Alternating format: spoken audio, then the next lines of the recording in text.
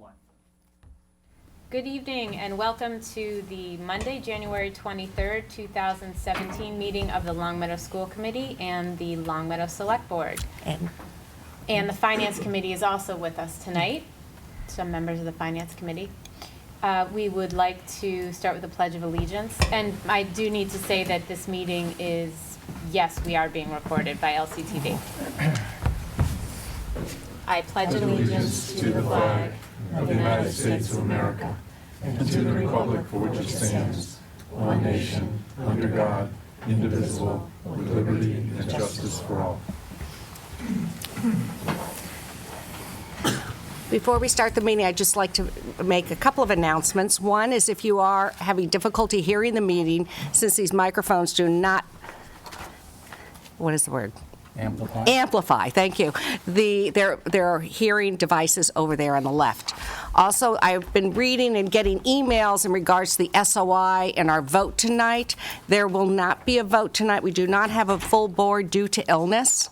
We're having our first presentation. We received the SOI on Friday afternoon, and unfortunately, most of our board was at a meeting in Boston for the whole weekend, and it was 60 pages long. So we're really going to need, this is our first presentation on the SOI. We're going to need a little time to digest it and for the full board to really discuss it. But there is time for resident comments. I know a lot of people said they couldn't because there were two choirs shows on tonight. So if people still want to be able to give their opinions or their concerns, emails to the board is very, very effective. But do we have any resident comments? There are people that would like to speak tonight? No? Okay. Jess? Okay. It's all yours now. So we're going to move right into, you're all set up? All set? Okay. So our superintendent, Dr. Martin O'Shea, will be giving us a presentation tonight on the middle schools and the statement of interest. So thanks for the opportunity. I appreciate everybody carving out some time to give us a chance to talk to you about the needs of our middle schools. And certainly should recognize the work that has gone into this issue for over the course of many years. The Middle School Working Group's been plugging away at it for a long time. Michelle Grodsky is the chair of the Middle School Working Group and has been carrying the ball lately, and we appreciate that, and she's been very helpful to me. Certainly the entire school committee has been supportive of this issue. Our Assistant Superintendent for Business, Tom Mazza, has also been long involved with this project, and I appreciate his work on the SOI. And so we'll try to keep it fairly brief and fairly conversational. And as Marie said, the SOIs are very dense documents, over 30 pages each, and I hope you have an opportunity to review them carefully. We did revise them in significant ways, I would say, over previous SOIs. There had been SOIs submitted to the MSBA in previous years, but tried to make sure that we articulated clearly the educational issues that our staff and students confront in each of the middle schools. So, and as Marie said, you know, it is the type of issue that does require a lot of thought and attention, so I certainly understand that the board would need some additional time with the statements. So I think to begin, I just have a brief presentation up on the board. Why an SOI? I think they're really, what has kind of been apparent to me since I came to the district is that this is not about regular custodial care. This is not about regular maintenance care. The DPW, the facilities crew, they do a great job caring for the buildings. And, you know, there has been some significant investments made in the middle schools in recent years, and those should not be overlooked. And yet, I think as we look at the needs of our middle school and we consider the recommendation that we heard from JCJ Architects in 2008 and 2015, that this is not even about typical capital expenditure. And what JCJ, who the town enlisted in 2007 to do a full review of town-owned buildings, and then came back in 2015 to update the study on the middle schools. What they have told us is that the needs of the middle schools can't be addressed reasonably by typical capital expenditures. The needs go well beyond what we could expect to be addressed through the typical capital planning process. And hopefully that becomes clear as we go through. So I've used this image a few times because I think that's where we are, is sort of as a community, we're at a crossroads with our middle schools. I'd say that to do nothing would be a mistake. We have 2 aging facilities that need attention, neither one of which has been significantly updated or upgraded since they were built. I think the 2 roads for me, I think you can look at our middle schools and say they are salvageable, cherished assets, or you can say that they are past their life expectancy. I think either way, there's an investment is needed. You know, it doesn't make sense to do nothing. We have Glenbrook built in 1967, Williams built in 1959. Neither one of them have experienced a major upgrade. And again, if we think that they can be preserved, that would require an SOI. If we think they're past their due date, past their life expectancy, that would require an SOI. So though there are 2 roads here, and though we're at a crossroads, I think both lead towards, submitting a statement of interest to the MSBA. So what it would be the potential project scope? This is oftentimes the first question I'm asked by community members, by teachers. What's going to happen?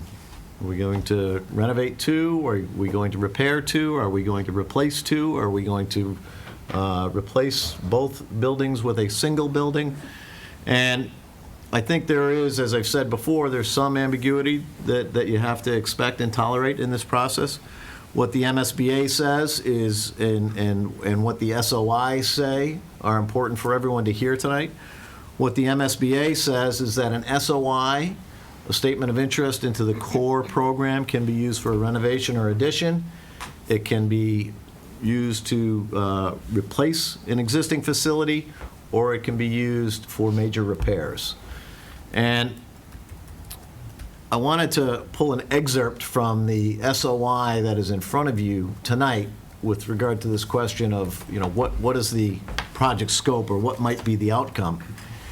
And what we've indicated with this application to the MSBA is that we are open to exploring a range of options to address the needs, and that we are hopeful that if we had the chance to do a feasibility study, and it can only be done with an SOI, unless the town did it on its own, but we would be hopeful that if we did have a chance to complete a feasibility study, that we would look at all the options, explore the cost effectiveness of all the options, up to and including consolidation. So we've had a number of public forums, and frankly, the idea of consolidating into a single facility has been well received, but I think it's premature to say that any decision has been made, and I think it's certainly has to be understood that the statement of interest doesn't lead you down one path or another. The statement of interest is simply a statement that the facilities have some needs. We want to partner with the state to address those needs and figure out what the most cost-effective solution would be and what the most educationally appropriate solution would be. So you kind of go into this process signaling to the MSBA that you have a need, and signaling to the MSBA what you might potentially be interested in. But I think there's so much that is in front of us, so much discussion, so much legwork in front of us to really understand the sentiment of the community around this issue of what the potential project scope would be.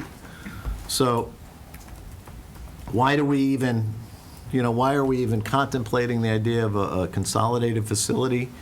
JCJ Architects had come back to the town of Long Meadow in 2008 and again in 2015, and had provided us with some order of magnitude estimates. These are sort of conceptual estimates of what a major renovation might cost at Glenbrook and Williams and what a replacement project might cost at each of those schools. And you'll see that JCJ would conclude that a renovation of each facility would not be the most cost-effective approach. And they had even provided us with some conceptual estimates of the costs associated with a combined middle school. And again, I just would caution everybody, when they look at these figures, to understand that these are based on construction estimates, they're conceptual, they're not actual, but they do give us a sense of what path might be in front of us. And so we can't obviously ignore or dismiss what they've reported to us. So maybe, well, let me keep going. So in terms of the timeline, I started with the idea that there are, as you go through this process, there are a number of checkpoints. There are a number of places where you need a green light to proceed. This process, once you open the door, once the MSBA opens the door to us, it does not mean that, a project would just kind of would snowball and would speed along on its own. In fact, the opposite is the case. There are a number of checkpoints. You don't proceed unless you have a green light from boards like those assembled here, and ultimately unless you get the green light from townspeople at town meeting. So I sort of consolidated the timeline. There's details that are kind of associated with this, but the first step is the submission of the SOI. Again, that's the first sort of checkpoint. That's where we would need the approval of the select board and the school committee. An application can't be submitted unless both boards approve it. It would take the better part of a year for the MSBA to review our application. If we were fortunate enough and they invited us into the program, we would have an opportunity to complete a feasibility study. That feasibility study would not be completed unless it was approved at town meeting. This would be a significant major feasibility study.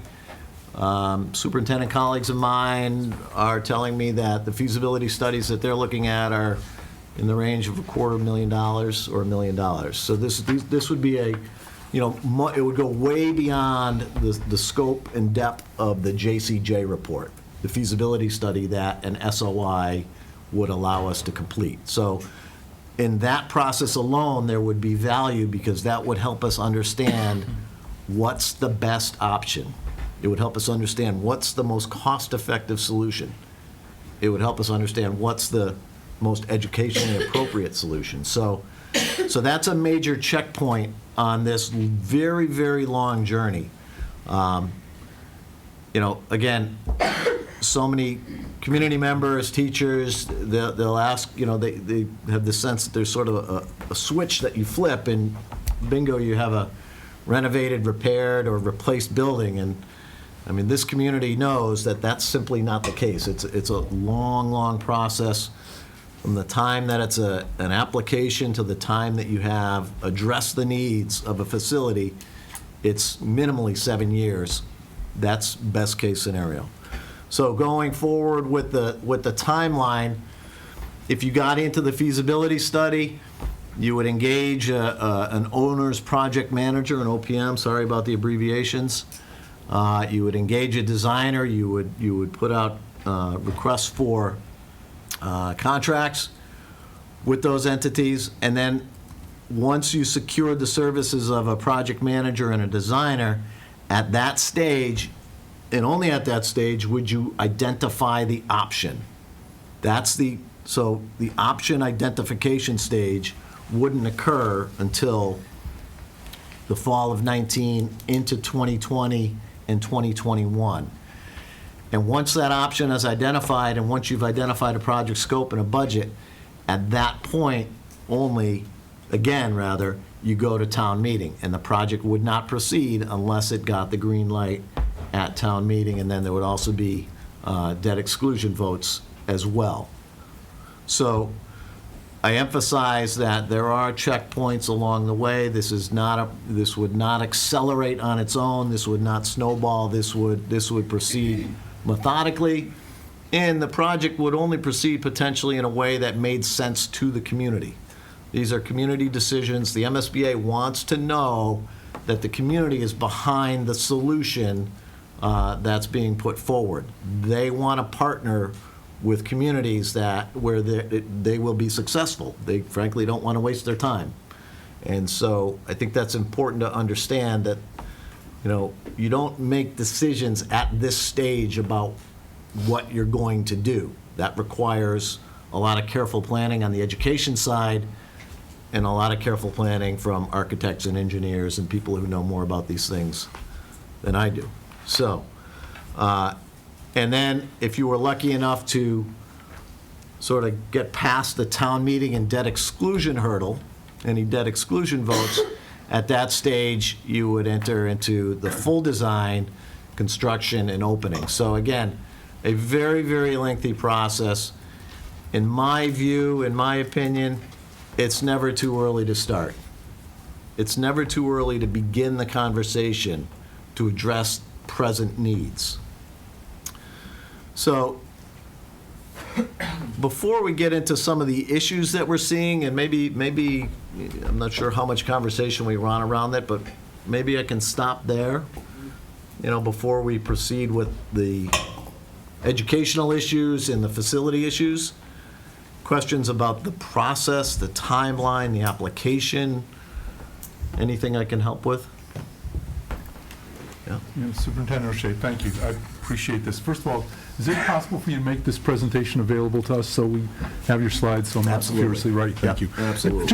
Just a couple of quick questions, and I think one is around the early ideas of we're at a crossroads of where we go. And the JCJ studies and estimates, I guess my question is, would consolidation versus revising one school versus renovating two schools versus building one new school versus is that going to be a financial decision or is that going to be a political decision? And more importantly, ought it be a financial decision or ought it be a political decision? And the reason I ask the question is because if the answer is it probably ought to be a political decision, then shouldn't we be making that decision and going forward with here's what the will of the town is? It is to consolidate and therefore it's a new school, or the will of the town is renovate one, build one new, whatever.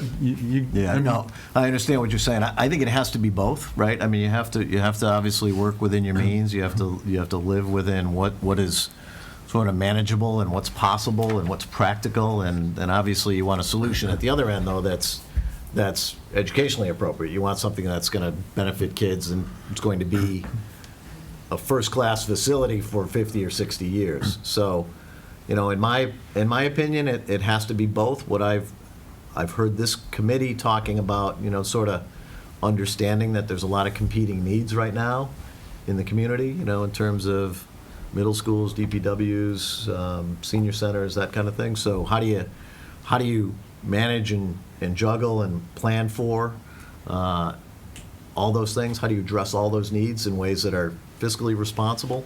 I mean, speaking for myself, I think it has to be you have to take into account the finances of it, right?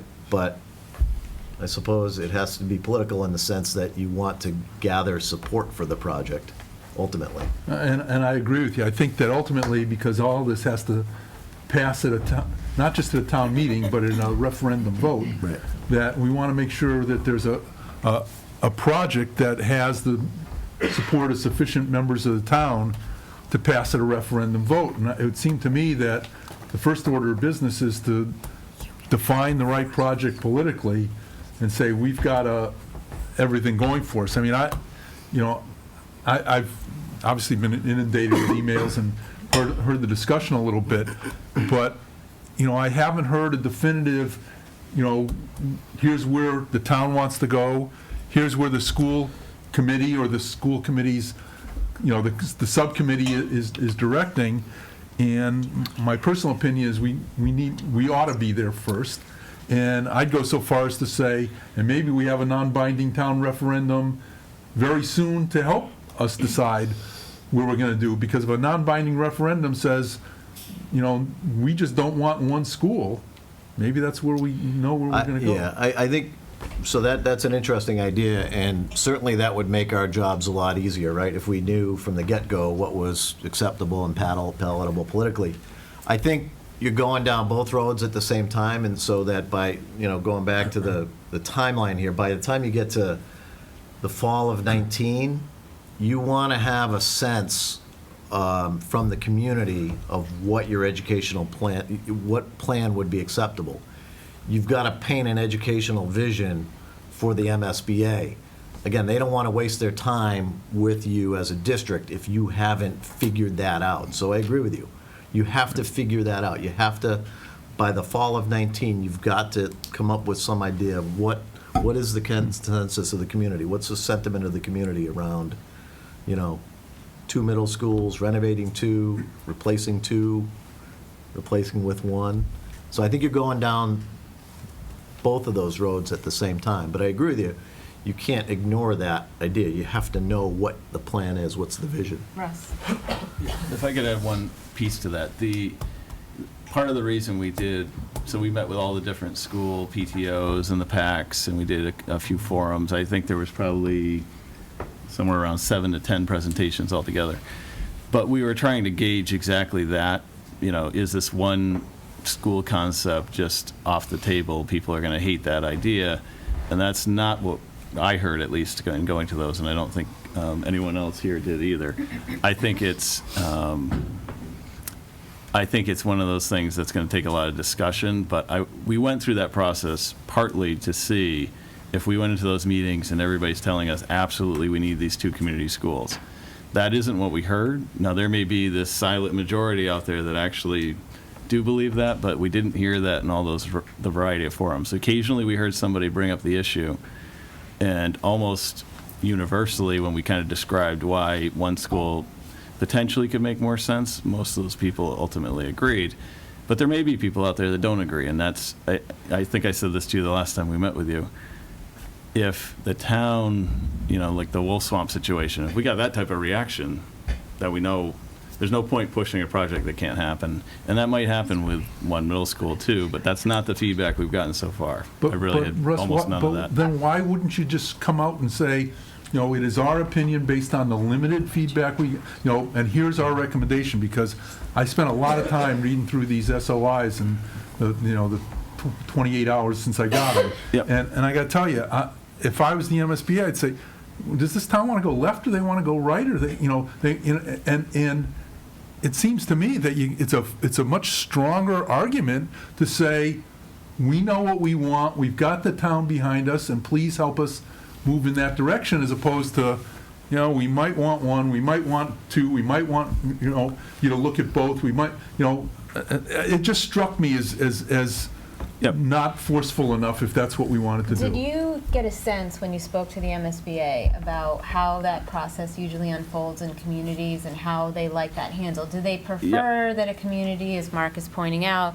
go to referendum, put it out to the town first, or they prefer to go through the process of the study and then? They prefer the process. So I talked to the See, and CEO. I heard different. Okay, but let's have Russ answer first. Yeah, I talked to the CEO of the MSBA at the presentation at the Cape, and what he indicated is that you want to make it clear that the option is there, that you might do one middle school.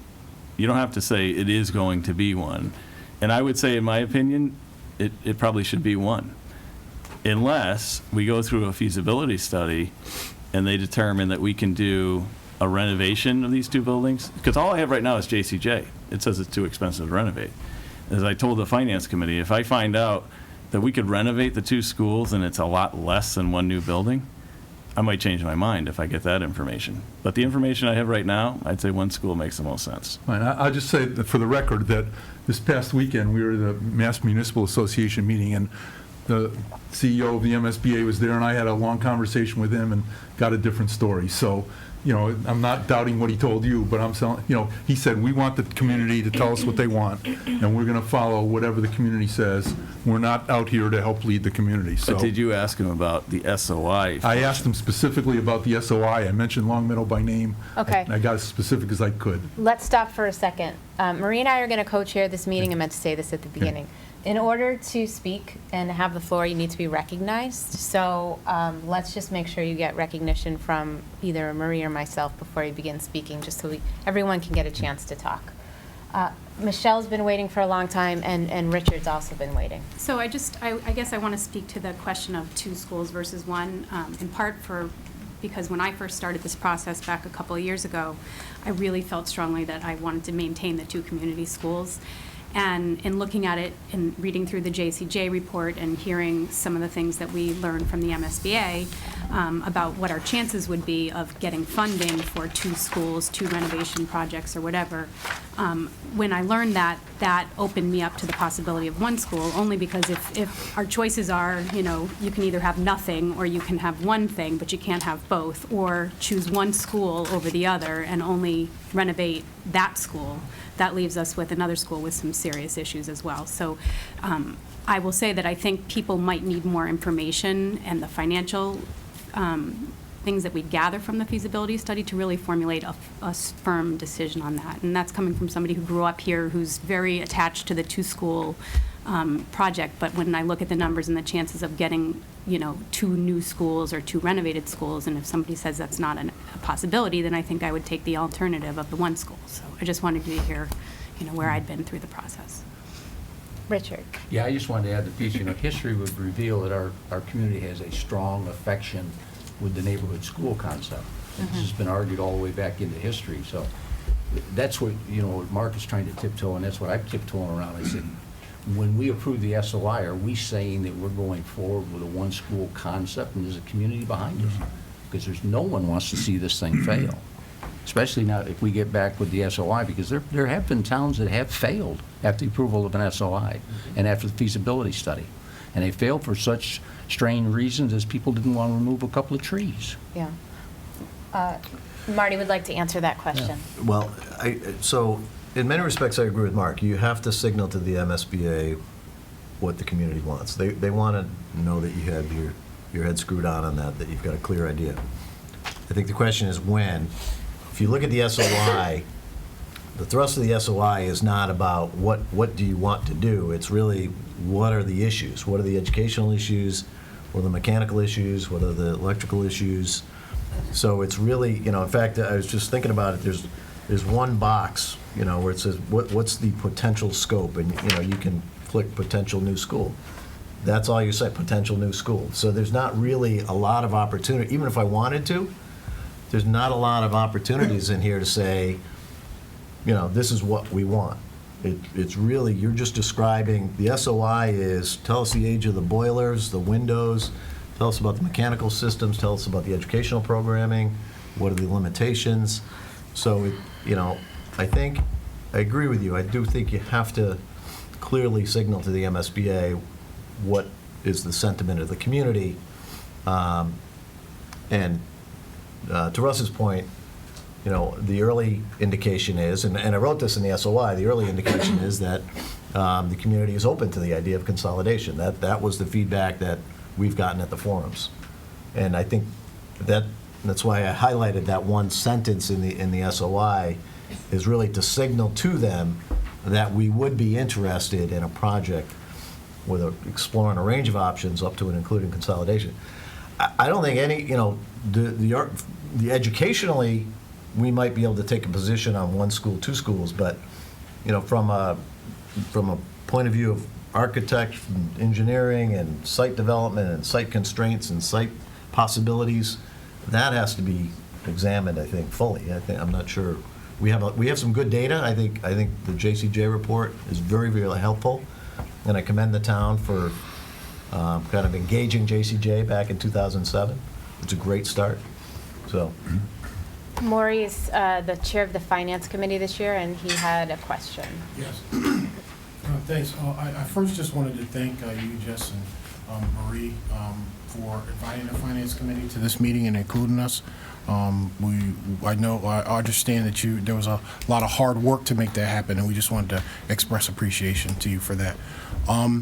The question that we had, I think dovetails with what Mark Gold was talking about, and maybe Marty or Russell might be the best ones to answer this, but if there was a mention of the town doing its own feasibility study, I guess if the town wanted to take that step, and we wanted to know how that would impact the SOI process.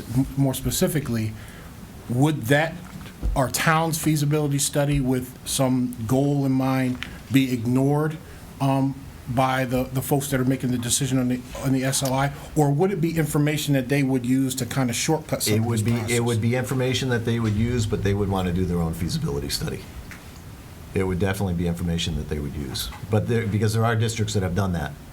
And to those districts' frustration, the MSBA says, well, thank you very much, that's very helpful, but we need to complete this feasibility study, under the terms and rules and regulations of the MSBA. So, yeah, I mean, there are communities that go it alone, right? I mean, there are communities that complete feasibility studies. There are a number of communities out there right now that are sort of frustrated with the MSBA, the limitations of the process, and they're trying to build buildings on their own without MSBA involvement, without the state grant. I mean, you're throwing away 50 cents on the dollar potentially, but that does happen.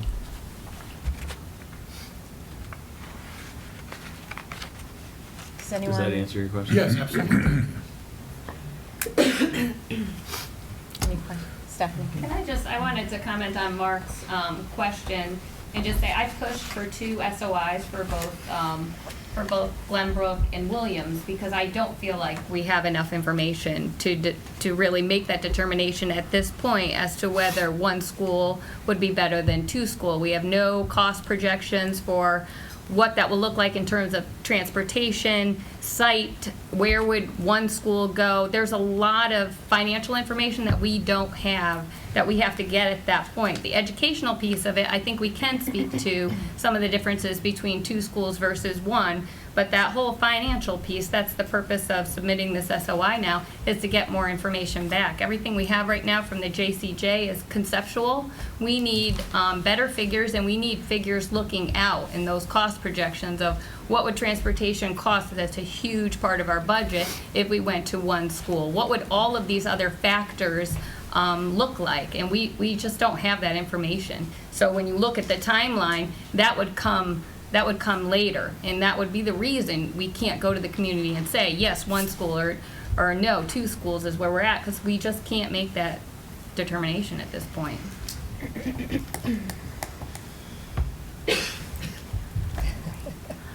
Marie? I had a question. Now, the front end and the back end of your timeline, you said you needed the SOI decision by April 1st. It might be the middle of April. I don't have the date Okay. off the top of my head, but I think it's the middle of April. And then the second question, I'm not sure if you can answer it or if we need Paul to answer it, and that is, if we let the debt exclusion and if we do Springtown meeting the 21st and then the vote on the ballot in 2021, does that mean we have to break ground in 2021, or we can break ground in 2022? I'm trying to figure out when we start looking at all these projects. And This is the debt. most optimistic, sort of ambitious timeline. And frankly, most districts have a slightly different experience. It takes a little bit longer than what you're seeing here. This is a 7-year timeline, and it's typically more than 7 years. And how that jives with the town's debt load, I think, is really important. It goes back to Mark's question about, you got to work within your means, right? And there's a lot of competing needs, and they all have to be taken into consideration. But how it would work with the town's debt load, I would obviously defer to Paul and greater minds than mine, so. But do we have flexibility there when we vote the debt exclusion and when we actually break into the ground? Yeah, but well, once you're in the, once you get into the feasibility study stage, it's a 270-day window, I think, to get that part of it done, but I think they'll work with you if you need some additional time to move forward with the option identification part. Maria, Mike. But that's a great I question. think I would just say that probably it's the construction that's going to dictate when the bonding would take place. We could certainly get that exclusion voted at any time prior, but it's really, we need it in place by the time that construction is starting. So, I mean, I think that's going to be the driving force. Okay. Thank you. Thank you, Paul. Michael. So to kind of just piggyback on what we were just talking about, Marty had mentioned that a lot of communities don't see this take place in such a optimistic time frame. And quite frankly, that's true. I mean, East Long Meadow at this point has gone, I think, over the last 5 years for their high school. And we were fortunate with the high school to get in at a time when a lot of Western Mass communities were being chosen, but there's still an element of randomness to that as well. It's entirely need-based. But what that means for us and what it means for the Board of Selectmen is this is not a one-year conversation. This is a conversation we're going to have again next year and the year after. And I think it's important that as leading bodies in the community, we acknowledge that this is a value statement, for the community, and this is also an opportunity for us to engage in, in planning. And I think the biggest disservice we could be doing to the community over the next couple of years is having this same conversation every year. I think we need to be, focused on the fact that we have a need in these buildings, and whether we're chosen through this submission period or the next submission period or the submission period after, I would hate to see any progress or any forward momentum that we've seen both from the community and just in part by these conversations be lost. And so I would hope that, in your decision-making process, I hope you obviously, yes, choose to vote in support of this SOI, but I hope that you remember this also means that you might have to vote in support of future SOIs, and that's not a bad thing. It actually just helps us, get a better handle on where the community is, and so we should keep that in mind as well, because this probably will not, be successful this year as much as I would like it to be. Just watching what's going on in the state, it's just not likely. So, Paul, Bill. you bond when you begin construction?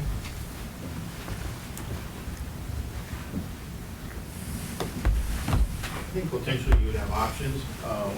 With the high school, you bonded here simultaneously, but at the same time, if you wanted to both short-term bond anticipation notes and kind of postpone that permanency, you could do that for a couple of years also. So you have some flexibility around that construction date, though. I'm just trying to get wrap my head around when we'd incur the debt, and that actually is 4 years after the SOI was accepted for the high school? So it'd be, in this case, You would 21? probably incur some minor debt for the feasibility study, but the bulk of that debt would come around the construction shortly thereafter. Thank you. I have a few more slides. I can, the remaining slides. Oh, sorry. Russ.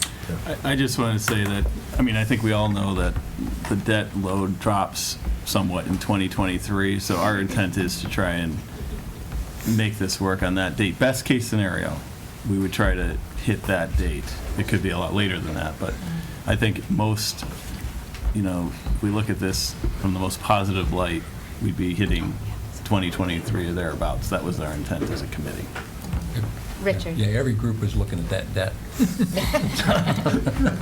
Well, that's your job. Yeah, everybody. We're only in school. Everybody's looking at the debt schedule. Mark. Yeah, Marty, I don't know if you've got in your next slide, but I just wanted to ask a question about the two relative SOIs. They're for people who are just sitting and watching this. They're actually two documents, and one at the top says Glenbrook School, and the other at the top says Williams Middle School. And one of the first questions it says is this your priority SOI for your town? And the two that we got, Glenbrook is checked as it's the priority. Williams was not checked as that priority. And I'm sitting here as an outsider looking at the two schools, and especially we got some emails from some parents talking about the inside of Williams than talking about the inside of Glenbrook. I'm just asking, why was that submitted that way? The committee has not voted on that. To get through the MSBA system, you had to check a box to get to the next screen, basically. So I had checked Glenbrook, and that recommendation came from JCJ Architects, when they came back to the committee in the fall, they had, in their view, though Glenbrook is the mechanical systems, the infrastructure in relatively better shape than Williams, in their view, the MSBA would be concerned about Glenbrook in terms of the safety and security issues. And then they also point out that the dilemma with Glenbrook is that if you try to fix the open design, you have to deal with the mechanical systems. If you try to fix the mechanical systems, you have to fix the open design. So it's like, that makes Glenbrook especially problematic. They're both very needy in their own way. The other thing I'd say in terms of which project you identify as your priority, I think, in my view, they're going to come and look at both buildings regardless. They're going to look at this holistically. So if Glenbrook were ultimately to be voted by the committee as a priority project, they would still be looking at Williams. They would take both projects into consideration as part of that feasibility study. So that simply, I think that needs some additional conversation. But that was simply a menu choice so as to get to the next part of the application. Okay, and the reason, if I could, is my concern was, what if the MSBA came in and said, okay, we're going to go forward and look at Glenbrook, and we're not going to deal with this other SOI that you submitted, and it's kind of under, be careful what we ask for, we might just get it. Yeah, I just want to make sure we're I all don't on the think they same would, page. because they wouldn't hear that from us. Again, it's a partnership, and I know that, maybe that sounds sort of cliche, or there might be some who distrust the process or the state in these matters, but in my experience and what I've seen, it truly is a partnership. They want to come up with a solution that's acceptable to the town, that the town can finance, that can be supported politically, that the community wants, that's educationally appropriate. I mean, all those things have to come together. John? Yeah, Marty, would you explain in a little bit more depth what the second line up there is? This MSBA review, specifically, what do they do? At that stage, they're simply reviewing applications. They'll get, say, 150 applications or 100 applications into the core program, and so their team is reviewing the applications from across the state. If you're lucky enough, they might come out, like, say, in the fall of 17, they would come visit us. And that would be the first good signal, I suppose, that they're interested in our SOI. So that's simply their internal review of the applications. And of course, none of that can take place until we get the SOI approved by our select board. So, I mean, you people have the first step. Well, I guess maybe we took the first step in preparing this presentation. But for you now to allow all the other things to happen in roughly that order, and with that chronology, you've got to take your step, and that is submit the SOI and ask them to evaluate. So it's not just our word and people who have gone through the buildings talking about the condition of the buildings. You'll have some official, responsible people responding. Sure. Marty, I was checking back on the high school, and I know it looks like we authorized a study on Channel 8, and it looks like we wanted a warrant article for construction of the school on 5/10. That was about a 21-month period. Is that accurate? Yep. So Somewhere's in there? 2008 feasibility study was on? 2000, yeah. On the 10th of 08, we authorized a $750,000, whatever the figure was, for the feasibility. And then we actually went for a warrant article on approval on 5/10. So that was pretty quick there. That was 21 months. And I don't know how long it took for the SOI to get through. I would assume it sounded like that time scale that you got there is pretty well what MSBA was telling us in Boston this week. It's about a year and a year Yeah. there. But it looks like this one really took off quickly. It could have, projects were moving quickly at that time because there was a moratorium, as you know, was in Right. place, and then they opened it up, and they were flying through projects in the first few years after the moratorium was lifted. So I couldn't answer that specifically. I can tell you I've gone through this a few times with MSBA officials, just to kind of, all right, I want to make sure, do I got the rough timeline right, you know, Right. but that's what they've relayed to us, so. Okay. Russ. But that is basically what you have, is a 2-year, from town meeting approval to town meeting approval is 2 years. It's the 18 to 20. construction that happens later. Mhm. So it should be about the same, most likely. So there are some additional slides. So the interesting thing is, I think there is broad consensus that we have two needy buildings. I haven't frankly run into anyone that says, the buildings are fine. And so that's encouraging. I think that's an important first step. And so I won't linger too long on these next slides, because I think these two boards are interested in the process and the potential for moving forward with an SOI. But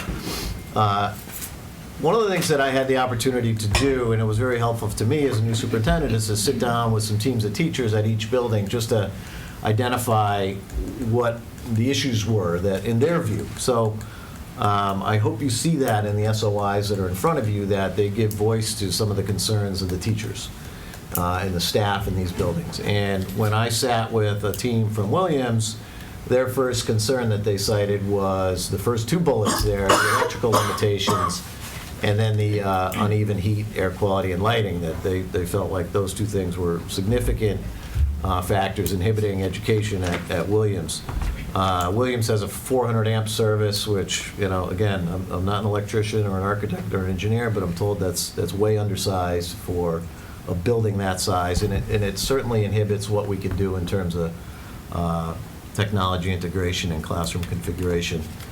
There's a lot of repurposed spaces. Art and computer science are in building rooms that were built for metal and wood instruction. The library, anybody who's been in that, you'll know that it's highly undersized. Its location is problematic. It really doesn't serve as a true information center for Williams Middle School. Science labs, the problems there are well documented in previous SOIs, but they're, suffice to say, they're undersized, highly inaccessible. The lab tables, the utilities that serve the lab tables are really in disrepair. The electrical and the plumbing and the gas jets serving those lab tables are problematic. What I heard from the staff was simply about the sort of that old school industrial design, that it really doesn't allow for a lot of breakout teaching. Here in the high school, one of the assets they have here is the seminar spaces, and it creates a lot of flexibility, creates a lot of opportunity for movement. There's definitely a lot of interest in that in this community, kind of making sure that students are active learners. They have opportunities to learn in active ways, and Williams simply doesn't allow for that. And so the whole notion of having a building that allows for flexibility, access, mobility are really important. More problematic, and I think would get the attention of the MSBA, is the last few bullets there relating to special education. The building doesn't provide an optimal experience for special education students. There are, as you know, 2 portable classrooms off the back of the building. Portable, or temporary, I say. I meant to put that in quotes, right? I think they were put in 1988. They haven't gone anywhere. They're still there.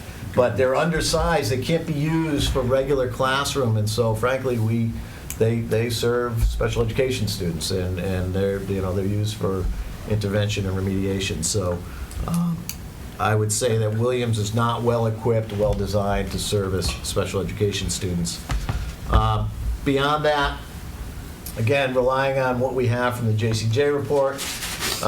JCJ told us the building's almost 60 years old, has seen little significant investment or upgrade in that time. Pedagogy and theory has moved beyond what the building can accommodate. So programmatically, the building has some deficiencies that I think we could address if we were to submit an SOI and be accepted by the state.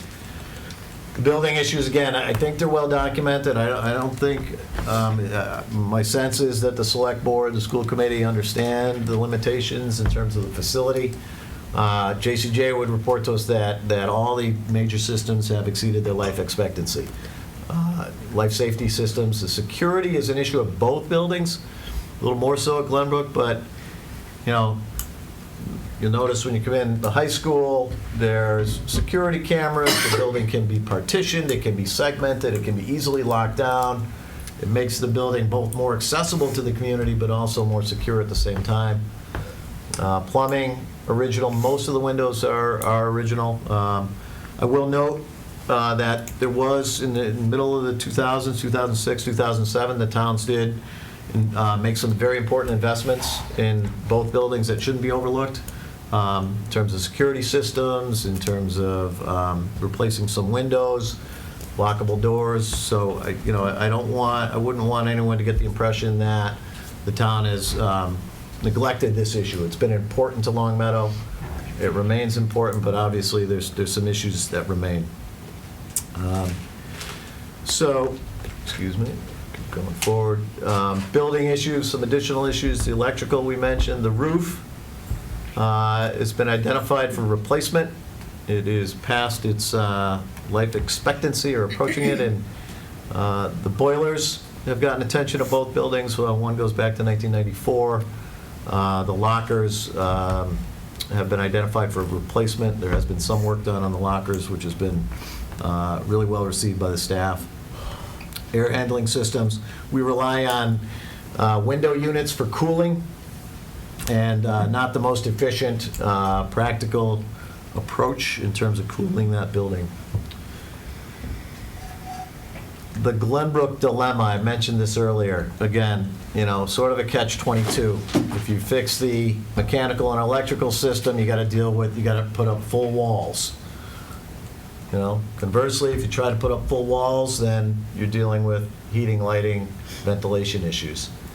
And so that process of simply adding permanent walls, it's problematic, and it would require total reconfiguration of the building. And you'd be looking at every system in the building would have to be addressed if you thought, well, we'll just put up walls to the ceiling. It simply wouldn't work. Safety and security, again, we mentioned this, difficult to secure, difficult to lock down.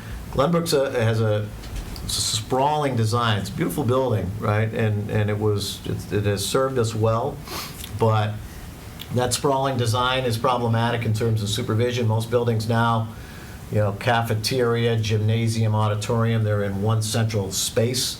Makes for an inviting area for the community, but it also can be really easily secured. So when you have those core spaces in one area, it makes for a building that's more easily secured, maintained, supervised, et cetera, et cetera. And then, the accessibility issue at Glenbrook is very, very significant. Any child in a wheelchair is challenged. We do have chair lifts to move students from one level to another, but frankly, the children that have used those lifts, they have preferred to be wheeled outside to gain access to the building or their classroom from another door. So it is, that split level is problematic in terms of accessibility. Frankly, all the spaces are not in compliance, and I understand that ADA codes are changing all the time, and by the time you open a building, sometimes they're out of compliance, but we are far out of compliance at Glenbrook in terms of ADA code. The facility issues are not as problematic as Williams, but the roof is approaching the end of its life. The plumbing's original. The boilers, commend the town for addressing the needs of our boiler rooms. The two boilers that are in place now, they work in isolation. They don't work in tandem to produce maximum efficiency. And then the air handling system, JCJ has reported to us, is really in need of complete replacement. Electrical system, not quite as undersized as Williams, but still undersized. One of the things the teachers reported to me about the electrical issues at Glenbrook is with the collapsible partitionable walls, that they're useful in many respects, but there's no utility drops, there's no outlets on those walls, and so it really inhibits how they configure their classrooms. They can't put shelving or electric against those walls, and there's no electrical drops. So they're constrained in how they lay out their classroom. And again, you know, today's classroom, you want to be flexible, you want to keep kids moving, you want to have, you know, maximum opportunities to move about the classroom, and that's a problem for teachers there. So educationally, again, heating, lighting, ventilation, the electrical limitations, things we've talked about. That sprawling design, again, one of the things the teachers reported to me was that it sort of inhibits the sense of community that you want in a middle school, especially in a middle school, right? You want to build strong communities to support early adolescence.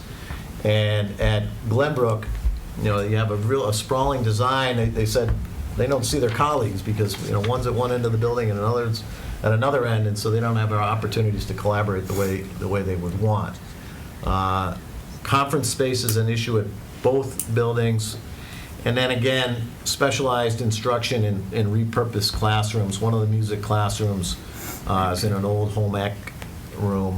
Mike Carney, the music teacher over there, talked to me about the acoustical challenges he faces. And, you know, in a community that values music education the way it does, it really doesn't match the community's interest. It doesn't match the talent of our kids or the talent of our instructors. So I'm hoping that is something that could be addressed as well. The library, we've got a great new librarian working at both middle schools. He's done a wonderful job kind of updating the spaces to the best of his ability. But in terms of being a true information center, accessible to children, that's integrated into the curriculum, the libraries have some limitations. Natural lighting was reported to me. I'll get the library again, conference space again. And then again, that whole idea of flexibility, access, and mobility, having spaces for breakout instruction, co-teaching, digital learning. I think we have teachers that are chomping at the bit to kind of approach teaching and learning that way, and certainly the space kind of inhibits that. So that's a whirlwind tour of some of the educational issues and some of the systems issues that we're facing at both buildings. So, and again, I haven't had many that have kind of refuted this or suggested that the buildings don't need attention. I think there is broad consensus that something has to be done. And I go back to that, you know, the two roads. We can say that they are buildings that must be preserved and protected and invested in, or we can say that they're buildings that are past their useful life. Either way, in my view anyways, an SOI kind of makes sense. I think it, you know, and we've got a lot of conversation in front of us, a lot that we need to work on in terms of defining that vision for middle school facilities. But that's a conversation that I would be really anxious to have. So. Is it common to do what you're doing here, where you're actually putting two SOIs for it? 'Cause from what I've read, they allow one, or if there's multiple, they only choose one? They so they'll entertain multiple SOIs, understanding that at the end of the day you have to submit one. So Ludlow right now, they submitted multiple SOIs. I think it was on their elementary schools, and they're using it as an opportunity to consolidate. And so they're at the I think they're at the feasibility stage. They are. Yeah. Okay. Yeah. Just for the record, if I can, we actually submitted multiple SOIs the year the high school made it through. We submitted one for Williams as well. And we've actually previously submitted two SOIs for Glenbrook and Williams in 2011, I believe was the last time we, as a community, moved those forward. I think Mark was the chair. My final plea, my pitch would be, we've been at this crossroads for too long. You know, the first middle school SOI was submitted in 2008. And then it was 2009, 10, 11. I mean, I think, again, something definitive, something decisive has to be done, and so I'm hoping the boards can come together on that to kind of move us forward. Mark.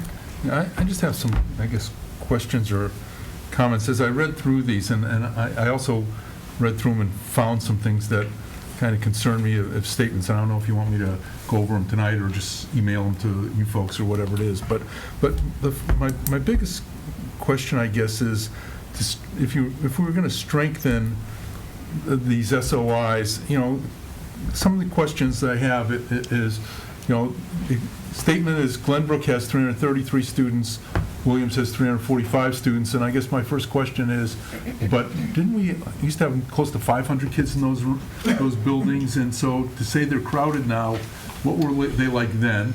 And just specifically to one of the things you just presented, music's in the home ec room, but I assume that was by choice because there was a music room back when Mrs. Elman taught home ec to my kids in Glenbrook School and Marie's kids. So, things like that said, gee, we're so crowded that we've got to put music in the home ec room, doesn't really... I think it's more, so the question, one of the questions in the SOI was, is there overcrowding? And the simple answer is no, right? There's plenty of real estate. You're talking 90-something thousand square feet, and so we got about 170,000 square feet to educate our middle schoolers. There is plenty of space. It's a matter of allocation, and so home ec is obviously is no longer part of the curriculum, and so perhaps music has grown over the years and has needed additional space. So you're right, that decision was made purposefully. I don't think there's overcrowding. I think what I tried to communicate, and maybe it could have been written more clearly, is that it's really, we could have, space should be allocated differently and better. I mean, you look at, the PE space, for example. So much of the PE real estate is locker rooms and shower stalls that are no longer used, and yet they have to be maintained and heated at some level, I suppose. So I think it's more of an allocation issue, that we're putting a round peg into an old square hole, in my view, that we need to have spaces that are designed for instruction today. Just for the record, I buy that argument. I think it's a great argument. I think we ought to put forth that argument instead of saying, gee, it's so bad, we got to put music in all. Our music program is so successful, we've had to move into what was a home ec room, and we haven't been able to make the investment to turn that into a true music room, and can't because of systems or whatever it is. And we won't but that's the argument, as opposed to we're so crowded we've got to put music in a home ec room, which was a choice. And so when I read through it, and there's several examples as I read through, it sounds like, the difference between somebody who's buying a house and selling a house, describing the same house. And I understand that we're trying to buy this house, and so therefore we're trying to explain some of the issues to it. But I think at some point we need to go out there with something more reasonable that says, yeah, the choices we made because it's the nature of our community. Yeah, So part of the issue, and Russ had asked that sort of a similar question, is there a place where we can do a sort of a high-level narrative? And the SOI, it doesn't really allow for that. It's sort of a series of discrete, separate questions. And so you have to, one of the questions was, is there overcrowding? And I answered yes, simply to give us an opportunity to talk about space allocation, not that we're necessarily short on space. I think we have probably too much space, frankly, but it's not designed or allocated properly. Can I just ask a Michael, yes. style, formatting question? When you're going through the website to actually fill out the SOI, if you were to click no, would it let you fill in any articulation of? Couldn't. Okay, Right, yeah. I think that's kind of what I'm trying to get at. Russ? Well, the other thing, so if you look on page 5 of Glenbrook's, for example, there's 8 factors. So overcrowding was not checked by you there, because that's, so Mr. McCarthy walked through these factors with me that day I spoke with him, and overcrowding is one of the big deals. If you check yes there, that's going to help your application. The reality is Marty couldn't check yes there because the overall building is not. So later in the SOI, you see a specific question about overcrowding in general. That's where he explained, like, the science labs are too small and you can't get wheelchairs in there well and that type of thing. But the building itself isn't overcrowded, and that wasn't checked in the beginning. That's really, those 8 factors are the ones that they first look at, according to what they told me at least.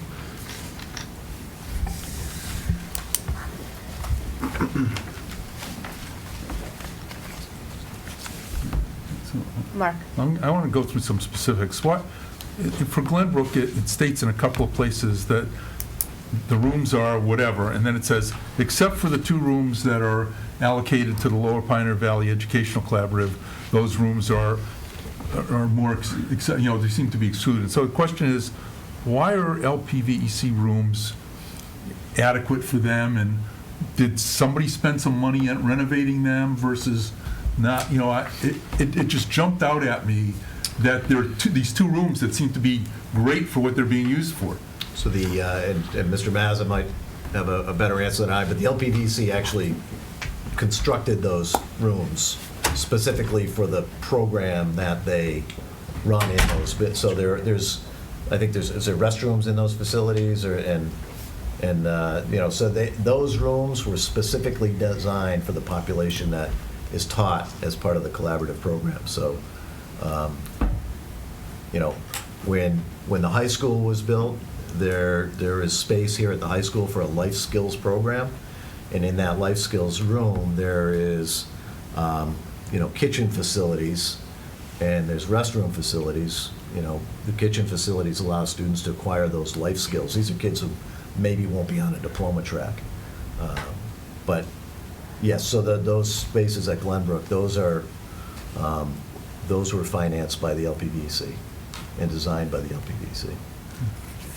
I hope I have that right. Is that, Tom, anything? Yeah, and I understand they were added on much later than when the building was originally constructed. I think it was sometime in the 90s they were added on to the building. So the space is different than what the original construction is. Liz, can I just also add, there's not 30 students in that program. So that's why there's enough room. No, that's fine. I saw the nature of my question. Yeah. Okay. Can I just go through a couple other questions if I could? We have time? Sure. I mean, I just, you know,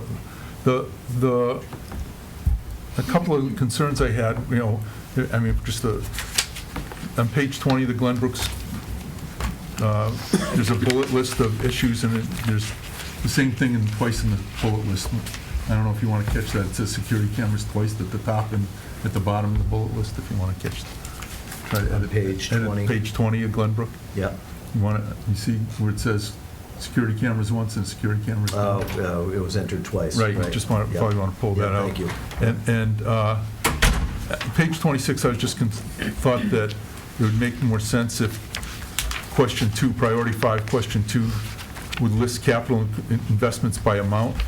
To me, it made it look like the only thing we've done in the last 10 years is security, and we've actually done quite a bit there, and I think it would say that even though we've had investments, we still have shortcomings. Yeah, that's a fair point. And I think we have some issues there. Yeah.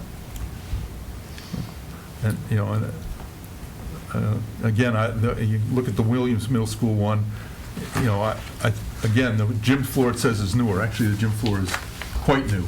I think it's 5 years old, 4 years old, something like that.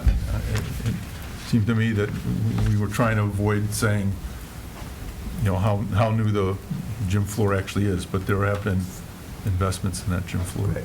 And I think those would be improvements to it, Mark, because I think again, the MSBA wants to see that you're not sort of throwing in the towel on the buildings, that you're still committed to the buildings. That they want to work with districts that have a sort of a clear maintenance plan. They're not going to come into a district that isn't making the commitment to maintenance and capital repair. So the school committee has already voted on it. I'd have to talk to the committee if we make any amendments to it, how you would want to handle that. But Okay. I wouldn't object to what you're describing there, because I would want to represent the town's efforts on the buildings. Stephen. To that point, there has been approved by town meeting a capital project to repair the piping and valves at Glenbrook, so the boilers will work in tandem. And I know Dan's kind of evaluating that. We were going through final plans, so it hasn't been done yet, but that was approved, and we were going to implement that. That's something that I can get with Dan and find out what the timeline is, only because you did point out that they work in isolation. That's something that may be fixed even before this gets submitted. So, but that goes to your point. Would the committee allow some of those types of cleanups? Yeah, edits and cleanups before we submit. Sure. You just re-vote it, I suppose. We still have plenty of time. So. Yeah. Okay, fair enough. We'll get together on that. Maury. Yeah, just briefly, there was a question about and I think when you were talking about clicking those boxes to move the application forward, Yeah. Whether there have been in the previous SOIs some lessons that have been learned in terms of crafting a successful application, or are there any other specific things that? Well, to my knowledge, the MSBA didn't express any interest in prior middle school SOIs. And there may be others with longer experience or history than I with that. So I guess my thought was going into this is that I wanted to really clearly articulate some of the educational deficiencies, and then obviously update a lot of the facility concerns. So I guess the short answer is I'm not sure there were a lot of lessons, but, you know, we're not just mailing it in with a new date on it. We really built this we rebuilt the SOI, I guess is what I'm trying to say. So it wasn't, there weren't strategies that were taken from prior SOIs, or what worked and what didn't apply to this one, or? So I will say, when, in previous SOIs, I believe at least one of them had checked severe overcrowding as one of the 8 priorities. And the reason that was checked was the overcrowding that, frankly, we experienced with regard to special education, that we really, at neither building do we have the opportunity to build special education programs for students who might be otherwise placed out of district. So we've got a sizable, let's say, autistic population that's making its way through the school system. And so we would want to be able to accommodate those students when they get to the middle school. And again, I don't know that we have the specialized facilities that would allow us to do that. So that was a big thrust of previous SOIs. It remains kind of a claim here, but we did not check off prevention of severe overcrowding. So maybe that wasn't convincing to the MSBA. I can only surmise. Yeah. Michael? And just to kind of follow up on what Marty was saying, unfortunately, the Mass School Building Authority doesn't actually let you know why they reject you. They just send a very nice form letter that says you weren't chosen for this round of submissions. So essentially what we have to work off of is what worked with the high school, which is an entirely different set of circumstances that actually was submitted at a time when this SOI document looked a little different.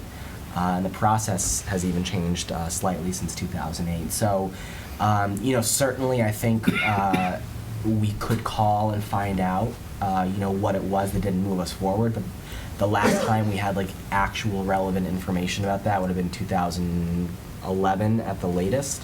And so I'm not even sure how relevant that would be compared to where the buildings are now in 2017. But they're very cryptic in how they provide information. It's not you, it's us. They basically, yeah, there's plenty of worthy applicants and you're not one, or something like that. Stephanie? And just in piggybacking about the overcrowding, because it keeps coming up, classrooms right now look so much different than they did before. So we're looking at classrooms that are inclusive, and that means that you have students in there who have a teacher, they have a para, you have co-teaching going on. So you're not just looking at a student population in one classroom with, say, 20, 25 kids. Then you may have a para, you have another teacher, you have bodies in there. When I have went into a classroom at Williams Middle School and saw what that crowding looked like in terms of ingress and egress, and it is packed. And so you can't just go by student population, but more along the lines of what do those classrooms look like, and that crowding is real, and it's a huge concern. I was trying to see if I could pull up one of the letters, but I can't find it. Oh, one of the. It's one page. It's a college application rejection. Yeah, thank you for your submission. Yeah. Paul, did you have something to hand out for us on the SOI presentation on the bonding?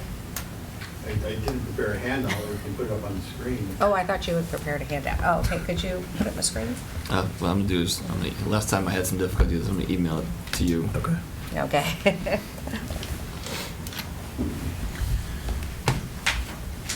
So I think before we move on, one of the reasons we wanted to have this meeting tonight, we really appreciate the select board coming out tonight to talk to us, is that the school committee, and in particular the middle school working group, and also senior members of the school committee have put in a lot of time and a lot of hours into getting to this moment where we have an SOI, because the school committee and a lot of the parents in the school community are very concerned about the quality of learning, the health of our students, and the overall quality of life in our middle schools. And, we really hope that the select board is on the same page in terms of really understanding that we do have these concerns, that they're serious concerns, and that, the board will really give the community the opportunity to then make the decision. Because that's what this really is about. It's about trusting the experts, the schools, saying we trust the work that you've done over a decade to this point, and saying enough to say yes to the SOI so we can move forward and then give the town the opportunity to make the decision and put it in their hands, because that's what I believe this process is really about. As leaders, it's our responsibility to take the information we think is critical, get it in a format that it needs to be in, give it to you.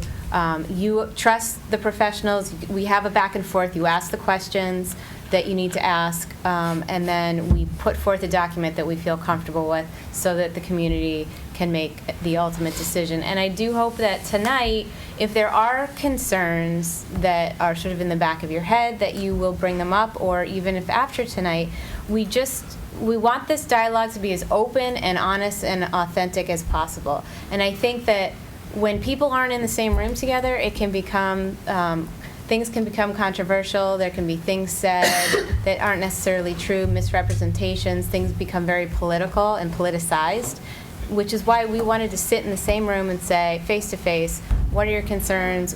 We get that you're concerned. We're talking about money. We're talking about a commitment in a community that has other building needs in addition to the schools. So again, we really just want to have good, open, honest communication with your board. And the last thing that we want as a committee is to have these rumors inflaming a relationship between our boards around this issue. So I do hope that you won't be shy about coming forward with any type of concern that you have, either tonight or in future meetings. And potentially, I hope that our committee, if needed, if there are significant questions, that we'll have an opportunity to come to your meeting and have a continued dialogue if that's needed. But again, I think from the and excuse me, Michelle and Russ can and Marty can chime in here. The overwhelming sentiment from parents in this town is, please do something about our middle schools. It's just been too long. They're disgusting. It's not just that, you take a school like Glenbrook that's so outdated educationally that you can't teach the material the way that it needs to be taught in a modern era. It's also about, the kind of truly the health of developing young people, and the air that they're breathing, and the mold that results from leaky roofs and leaky pipes, and the mildew, and the dust and dirt and debris and disgusting filth that accumulates naturally, over the course of a building's life, and with these infrastructure issues. So, I think if I was going to say something to you tonight, I want to tell you that I came into this process thinking, let's renovate. We have a lot of costs. We have 3 building projects on the horizon. Can't we just fix what we have? And the more that I got into the meat and potatoes of this, I saw we really can't. We really can't clean these buildings up in a way that they should be cleaned up without building. But I do agree with everything that's been said. I think the MSBA is going to help to guide us through this process. And Mark, I think your questions about, the leadership, about 1 building versus 2 buildings is an excellent question, and it's something that's needs to continue to be discussed as we move along. So, Mark. Jessica, I just have a question about something you just said, because you know, I have my preconceived notions, like everybody does. The concern I have is that, and I've expressed this to anybody who's written me a letter, they've gotten back the same letter essentially, and it said, you know, when you said, you know, you finally decided we just can't clean these buildings up. I get it. I mean, and I think Superintendent O'Shea said the same thing. We've got to decide, can we clean them, do we need, whatever it is. Yeah. The issue, though, is that when it came to the high school, the letter that came from the MSBA said, we've concluded that the town ought to renovate the high school. And it was members of the school committee who disagreed, who took it upon the school committee to go after the MSBA in a political method to change that decision. The letter is on record now. It's actually now on the school department's website, I believe, our school committee's website. And it was to Jan Hart. I can provide the record. And there was a group of people, Michael, you may have been on the team, that went to the MSBA. Okay. They went to the MSBA, got the date of the meeting, and they pulled in our state representative, Gail Canderas, they pulled in Brian Ash, they had letters from Richard Neal, and they walked out of there because they wanted a new high school, they walked out with a new high school and a $77 million bill. And, you know, now the MSBA is new, you're all new, and I get it, and I'm not trying to indict you with the sins of the past. But my skepticism is based on, are we really going to listen to the MSBA, or do we have a group of people in town who are going to try to impose on the town what they want? Whether it be, we want one building or two buildings, we want new or we want renovation.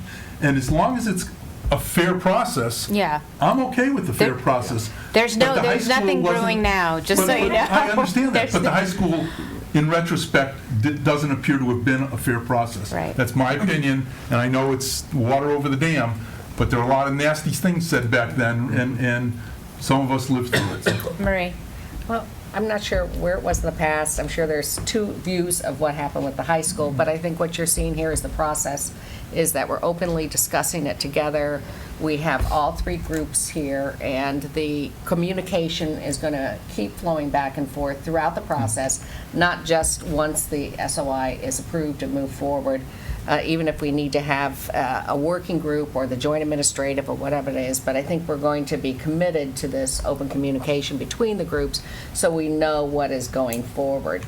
In fact, from here on, I think that there might be more questions. Like I said, we have this huge document, and I know Tom hasn't been had a chance to ask his questions. So questions will probably still be going to the committee as well as to the middle school group. And then when we do have it on the agenda, which I don't imagine will be much farther now from now, that we'll put it on the agenda, we'll again invite you. So if there's some last-minute questions during the final deliberations, you'll be able to be there. But I think right here you see the commitment of openness in the process. And then if we're not on the committee, because we're talking 6 years down the line, we'll emphasize to whoever's on the select board or the school committee from here on, that's an important part that we share.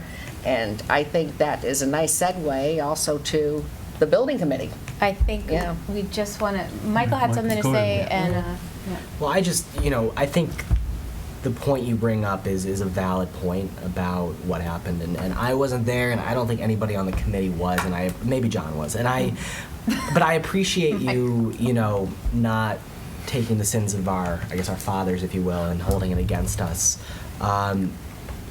That was a very nasty time, and I think most of us who are involved in this now can, kind of speak to what a difficult and trying time that was, not only as, public servants, but as residents, and, it tore neighbors apart, quite frankly, and, but this, I think, is an opportunity for us to work proactively together and to honestly trust each other.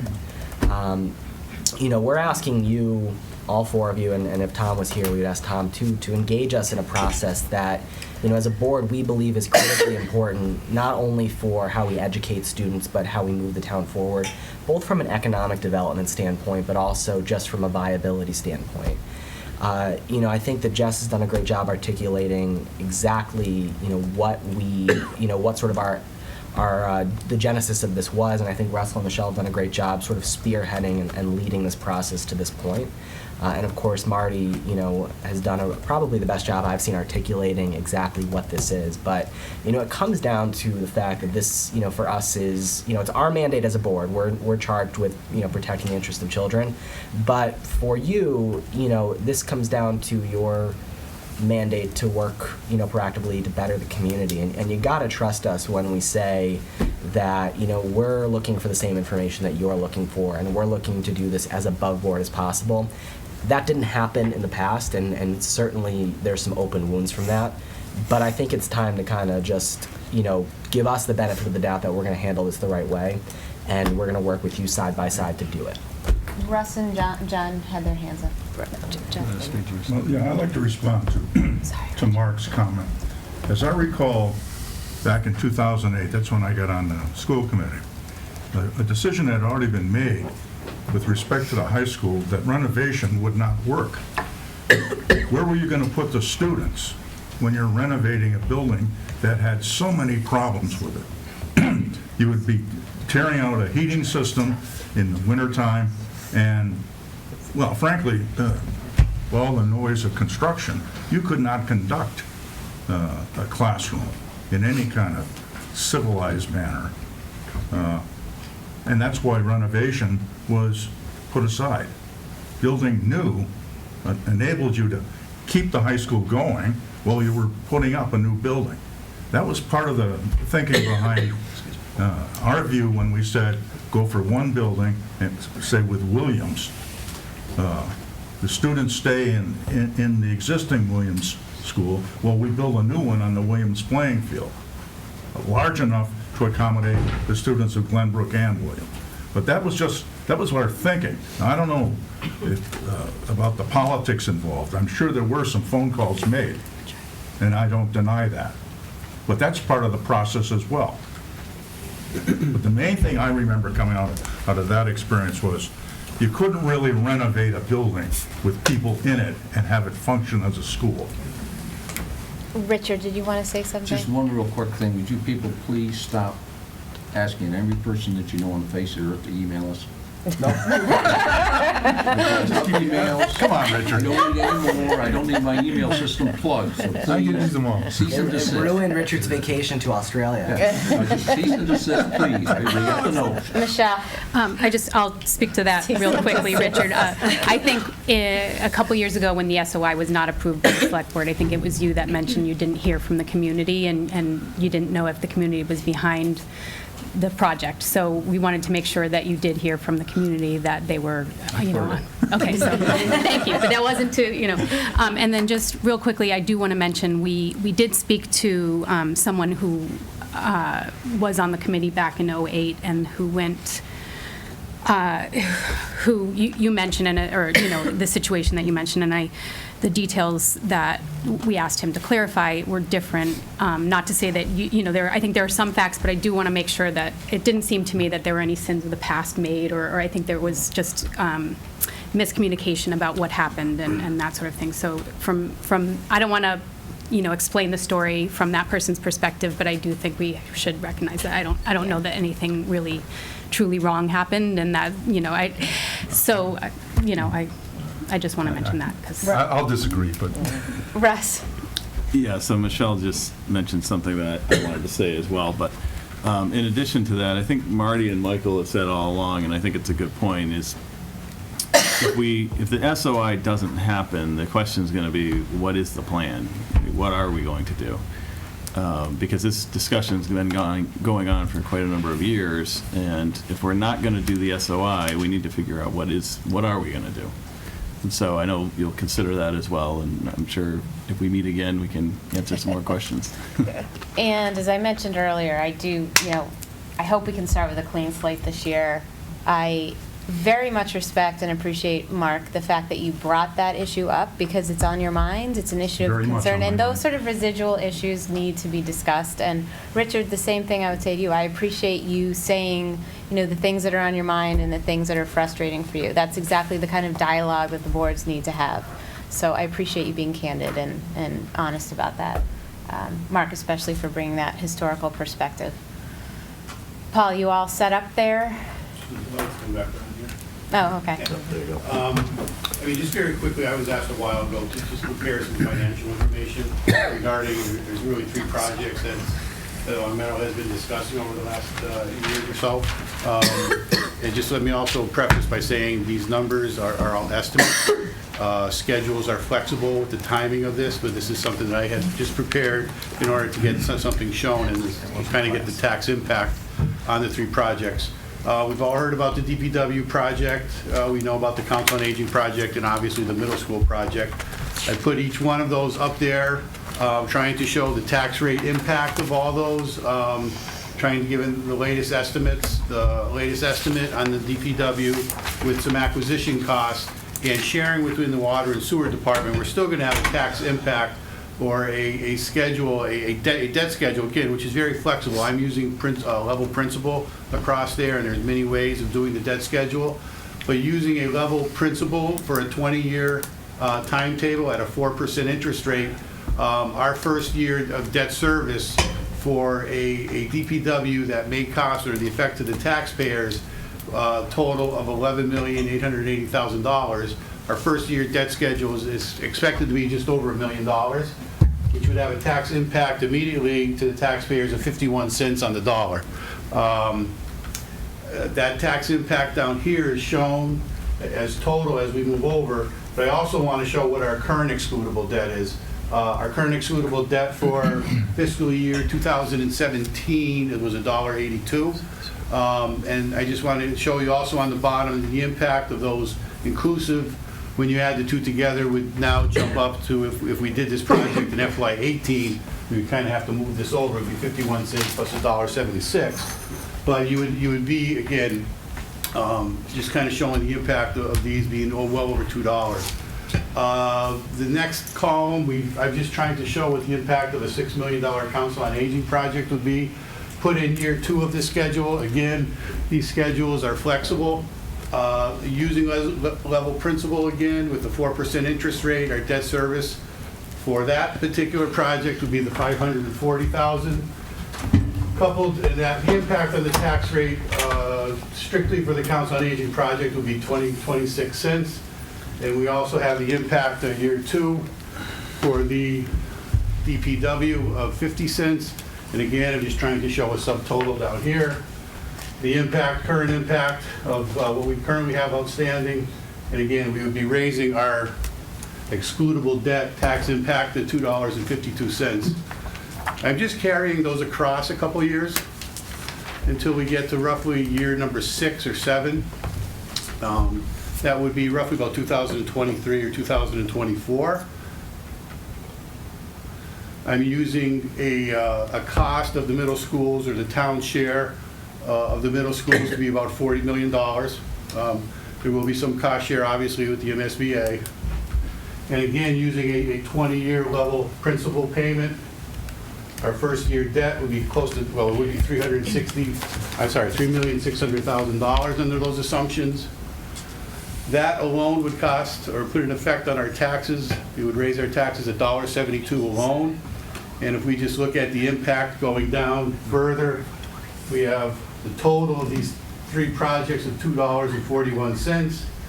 This is where our debt service drops from the current projects that we currently have in place, from $1.74 to $1.41. And we would then at that point in time have a total impact of excludable debt on our tax rate of $3.82. So it kind of gives you an impact of currently where we are today with FY17 of $1.82 and some of the impact that moves forward as these projects come online. Timing certainly has a lot to do with this, and again, I will say again, a lot of this is flexible. We do not have to use a level principal type of debt schedule. We could use level debt service so that there's equal payments roughly throughout the life of the bonds. That would have some flexibility. I think as we get closer to the actuality of doing these, we would have that discussion to see what fits best. I don't know if anybody has any questions. It was just kind of a quick overview on this and what some of the impacts are. I mean, put it if it would help put in the context of, you know, the average house in Long Meadow is about $350,000, and so at the peak year, on the schedule, which would be, $3.82. yeah, which would be $3.82. Compared to what we pay today, I think we save an extra $700. So it'd be an extra $700 a year on a tax bill of someone who has a $350,000 house. Is that the average, 350 right now? It's roughly that, yes. 340 and change. Okay.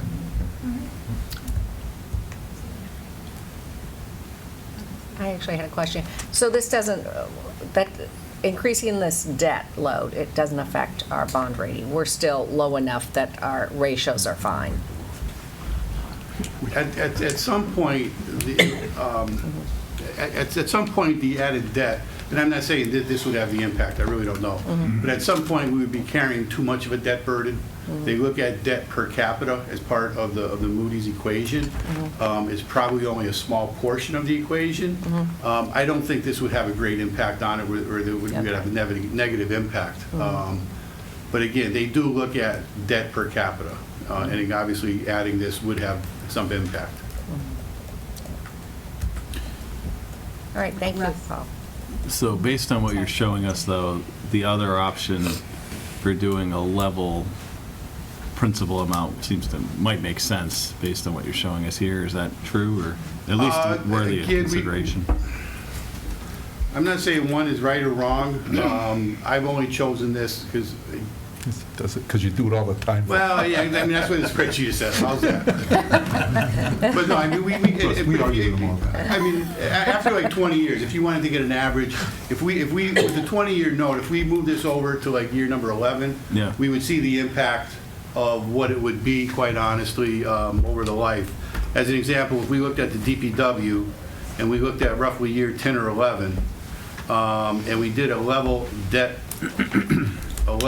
service, instead of 51 cents in year number 1, and then roughly probably 30-something cents, 30 cents in year number 20, it would probably be somewhere around the 40 cents for the life of the debt. So whether you're paying me up front or pay me on the flip side, you're going to have to pay at some point in time. Yep. I think the Moody's and the bond rating agencies look at aggressive debt schedules more favorably. Okay. So that would be a benefit for us if we did it somewhat on the more aggressive side as opposed to pushing off the principal into the end. But Paul, for the high school, we did a flat because there'd been a promise to people, to residents, your taxes wouldn't go up by a certain amount. And so we moved that debt payment schedule so that we never went above a certain amount. So we did exactly we leveled it a lot more, Russ, so we can do all that. And I would actually recommend this too, because once you get out with the new school and you're doing, it's going to last 50 years, but after 20 years, you can start doing some renovations too. So if you just postpone and push back that debt service, it's not going to give you the leeway and the impact of having something drop off all of a sudden, and leaving some space for something additionally to come on there. So I'm in favor of upfronting a little bit the principal payments as opposed to pushing them back. Okay. Thanks. Oh, I'm sorry, Michelle. That's okay. One quick question for Paul. Did you start the the debt service for the schools starting next year on that, or did you delay it until around 2023? I purposely put it in the year where the impact that we currently have drops. Okay, so what? From the 174 to the 171 that first year. Okay. I purposely put it in there, which is 2023. Okay, that's what I wanted to check. Thank you.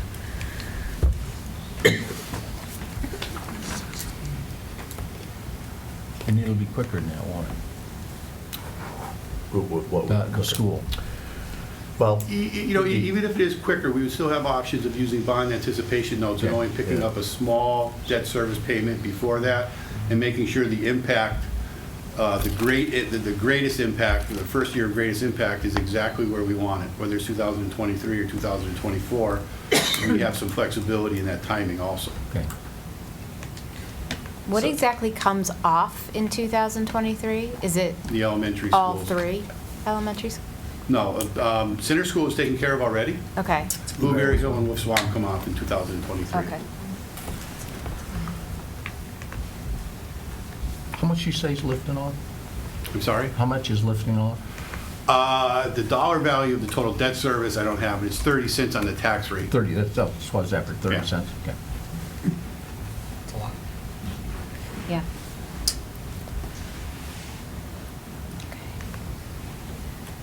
So again, it's kind of just a generic, kind of, folks, here's what we're confronted with scenario. Go ahead. This is just something going back to the SOI. It was, we wanted to know whether we had any projection as to the student population, the future needs, and was that considered as part of the, So that the MSBA comes in, they do their own enrollment projections.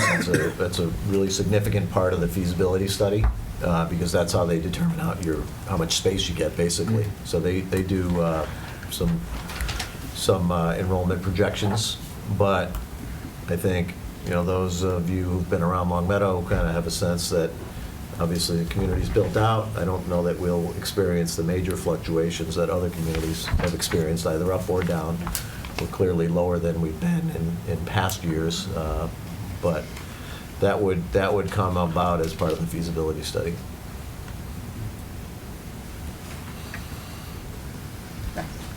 We also, NESDEC has done projections for us, so remember when we did when the committee did the redistricting, we looked pretty carefully at that, both the year it happened before I was on and the year after.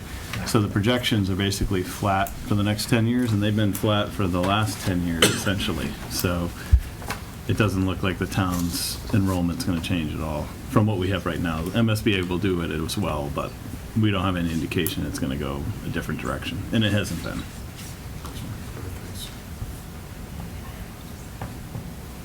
And the only other thing that I would add, again, we are doing a cost share with water and sewer. This also will have an impact on the water and sewer rates, and they will also be picking up debt. So that just to keep in back, it's not only going to be the tax rate that will have an impact, but if the water and sewer are a part of this, which they are part of the DPW, they will be sharing in the debt service also. How much are you shifting? What I had in this particular case, I was shifting 19% over to the water and 15% over to the sewer. So it's kind of a 2/3. In dollars?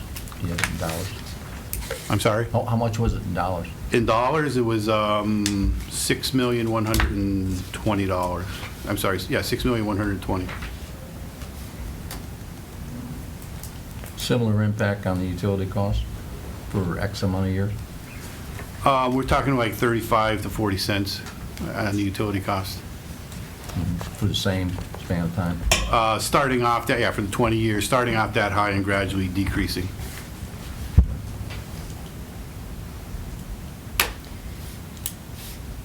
Anything else on that? Any other questions? Okay. Oh, Maury. I just want from, with respect to, obviously, the JCJ report and the figures that the town accountant gave us are all very preliminary, basic estimates. And I would just hope that at some point we'd be able to give the residents of the town a more concrete figure in terms of what impact they can expect on their tax bottom line. And I don't know if that's something that you would handle in terms of the presentation of the SOI itself, or however we can help, just to make sure that information gets across to the town in more precise figures. Yeah. Thank you, Maury. Next on our agenda, we have joint resolution. Everybody should have a copy of it. This was really born out of what we call our joint administrative meetings. And those meetings consist of the committee chairs, Marie Angelides and myself, and Vice Chair Russ Dupre, our town manager, Stephen Crane, our superintendent, Martin O'Shea, and our assistant superintendent for finance, Tom Mazza. We have been talking about how we can really start a discussion between the two boards where both boards are working together and in the best interest of the town as a whole. So the document that you have is something that's intended to bring back to our individual boards for discussion. It's a draft resolution, so certainly open to anybody's suggestions or recommended changes. We're not going to have an opportunity, unfortunately, given our time constraints tonight, to discuss it, but it will be on the agenda for our committee and for your committee as well. And if there are any questions, certainly can go back and forth via email between the boards. So, Stephen? I just kind of make a comment. Absolutely. We should kind of put into some context. Yeah. I think one of the comments we've heard is that there's no plan, and that one of the, or at least for me, one of the goals of the joint resolution was to put both boards kind of on record as saying, here is our plan to address these three needs in the community, based on the discussions we've been having. And so I think that when you view the resolution, it's in that context of, here are the steps we know we need to take to advance these three needs in the town.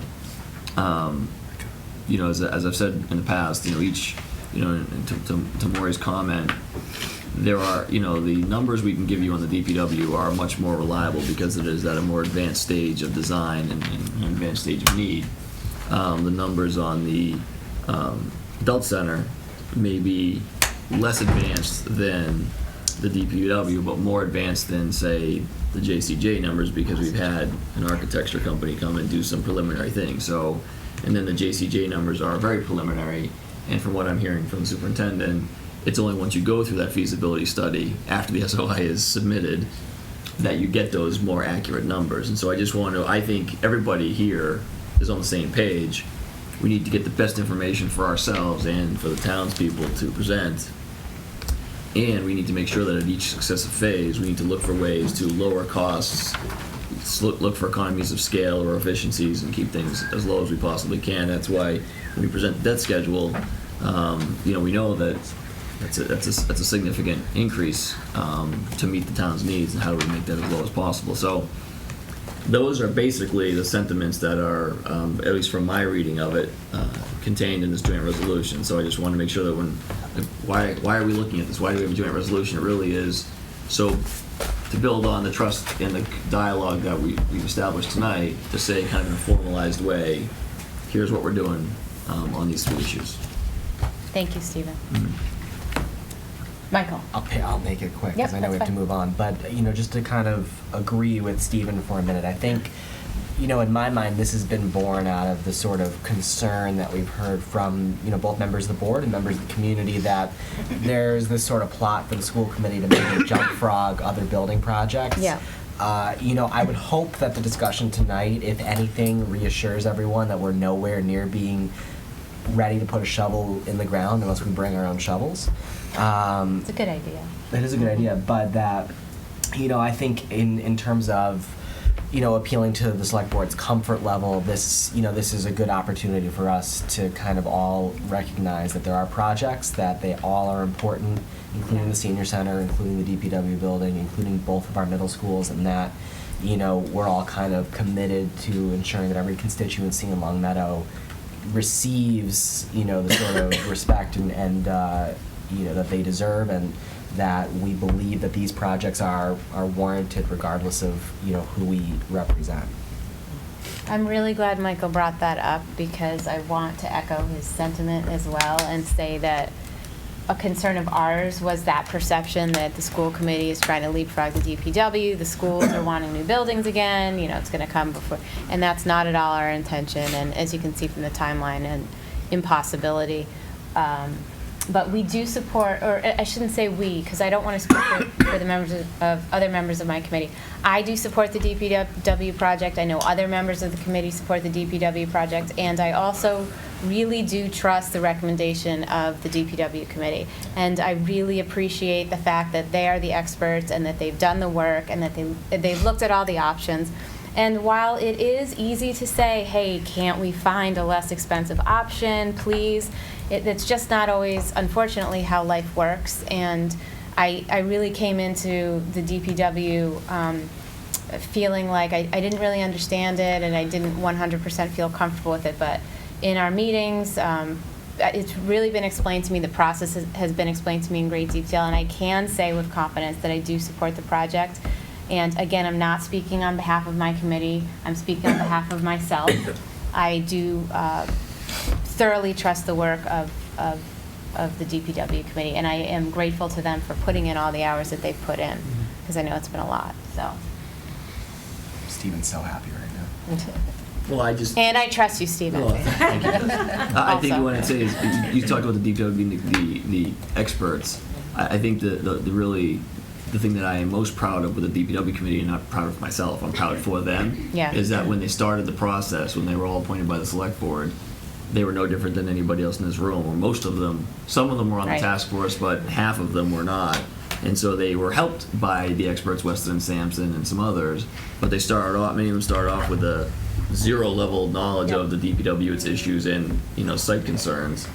Now they are all experts, but I just want to convey that they weren't like some kind of internal team. They were all just town meeting voters and residents, just like everybody else. And I think that's what's great about the work that they did. In fact, they're meeting again tomorrow night if anybody wants to come see. I think that's one of the things that's unique about that committee is the people it's such a diverse, they represent such diverse groups in town, and, from people who have been here for a very long time to shorter amounts of time, people who have been very, very involved in town politics to people who really haven't been involved at all. So that even gives it more credence.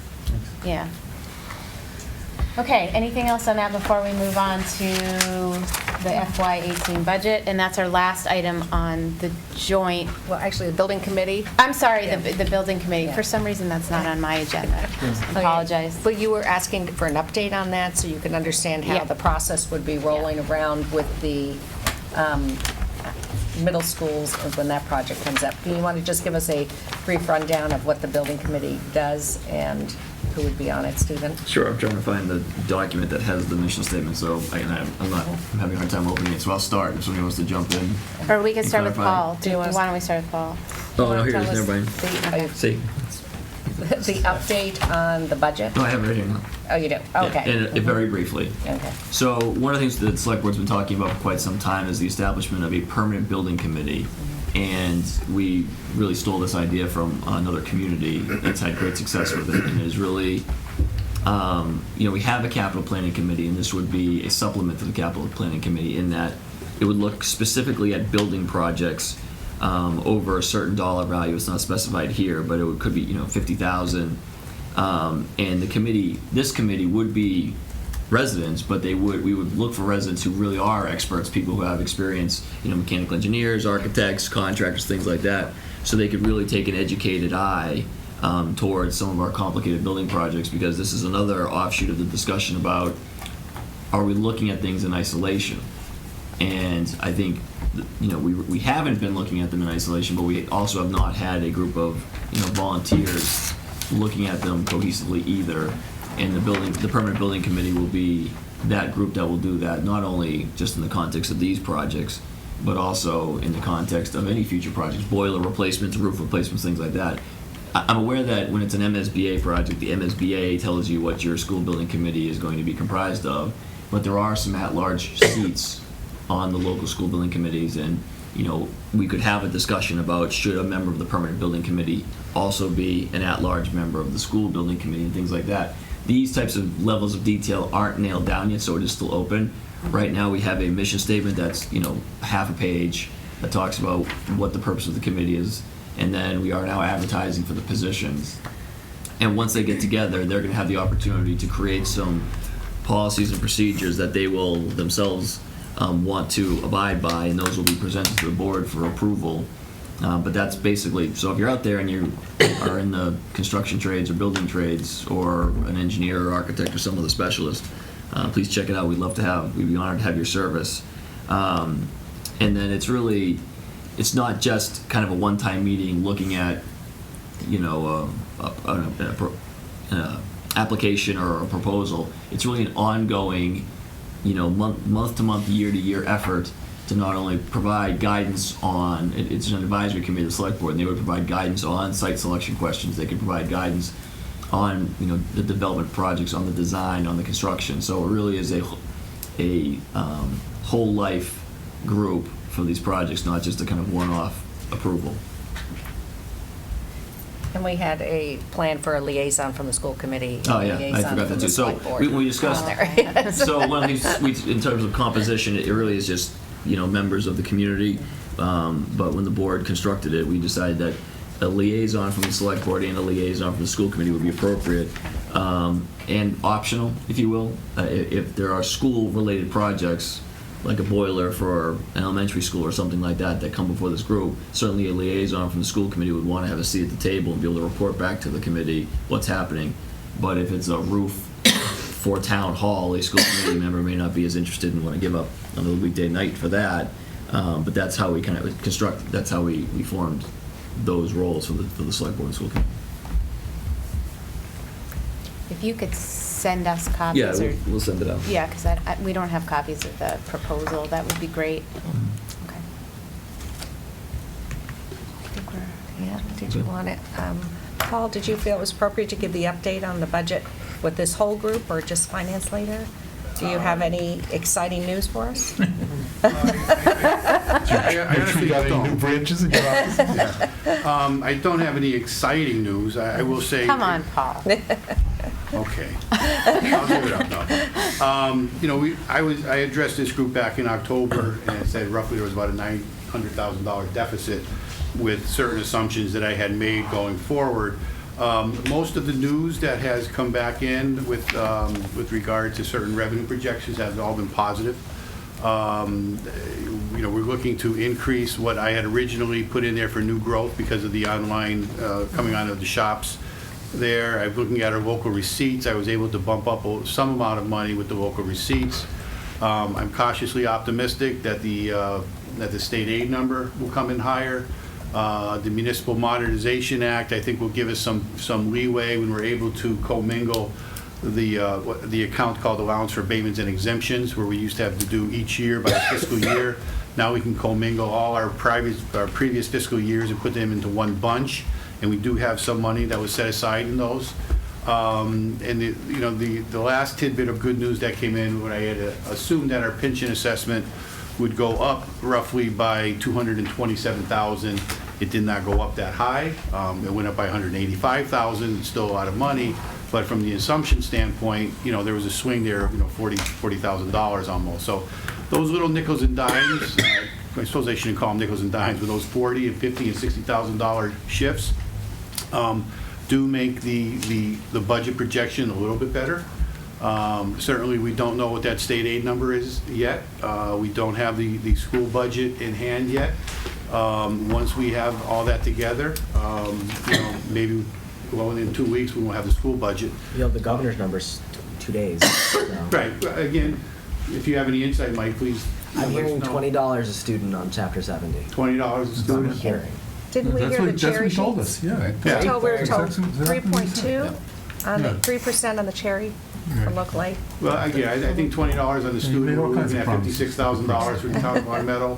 Hopefully, there's something in the unrestricted line that will get that number up. So again, that's all good news. It's bringing things closer together.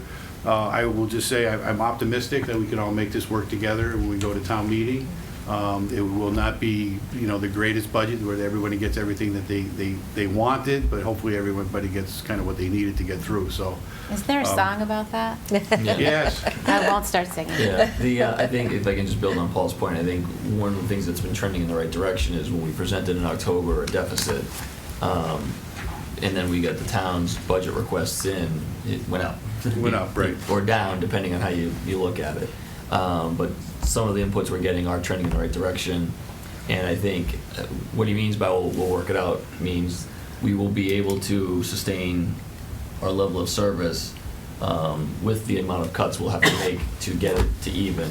But I don't think at this time anticipate a cut to core services. Thank you, Paul.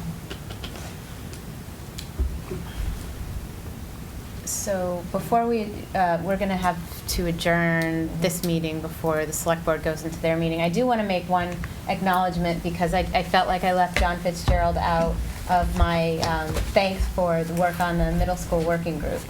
John's put in a lot of time as well on the middle schools and a lot of time on the school committee for many years, and I thank you for all of your hard work, John. So we need a motion to adjourn. Motion to adjourn. In a second. All those in favor? You guys have to vote too. Well, we're not going to No, we're adjourn. not You're not, adjourning. well, we have to adjourn the joint this meeting. meeting, Oh, yes, okay. so you do have to vote. We have to adjourn the joint meeting, and then you guys will, Marie will call your meeting to order. We've got a quorum anyway. Okay, so all those in favor of adjourning? Excellent. All right, we did it. Thank you so much. Thank you. Thanks, Marie. And anyone who wants to stay for the audit is welcome. Thank you so much. Yes.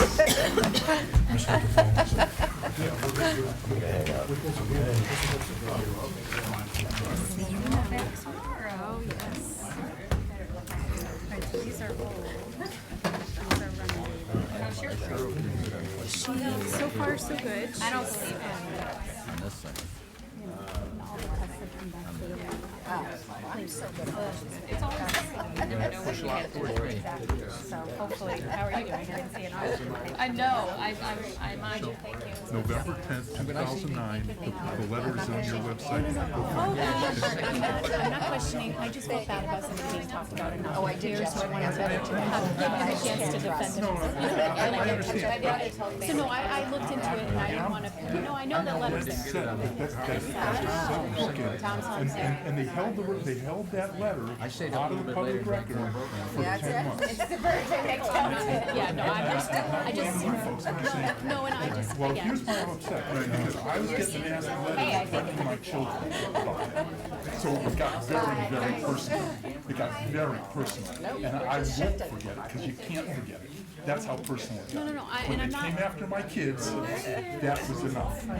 And the letter is a public record. So No, I that's know, all. I wasn't comfortable with the, because I But just, again. if you want to know why I'm so crazy about this, I was really happy. Nobody knew the whole story, so I needed to hear that's all. And I just, again, I would rather him talk about it. Yeah, no, hey, listen, Debbie, do we have something we need to sign? Yeah, do you want to pass it down? That's the way they were doing business back. What's the warrant article to address? What were you having there? I don't even remember. Oh, okay. I can't remember now. Okay. And I need to borrow a pen, but I don't want to touch anyone else's pen. Oh, someone has two pens over there. Yeah. Can I borrow one, grab one of Mark's? Which one do you want to get Mark sick with? The one nearest cup looks like it's one he's not using. That one. I'll go home and clean it and then give it back to him. Actually, that may even be, yeah, that's gold. It's broken, that's probably why. That's when he got up there at the thing. There we go. Oh, me. Okay.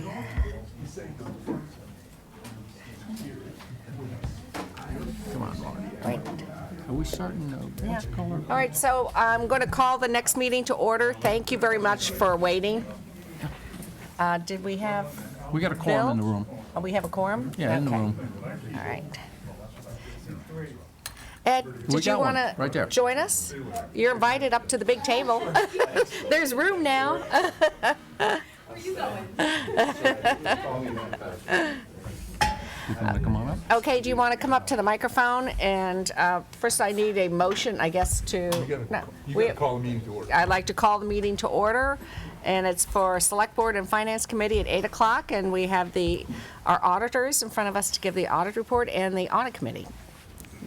Thank you very much for waiting. I'm sorry we're about a half hour late.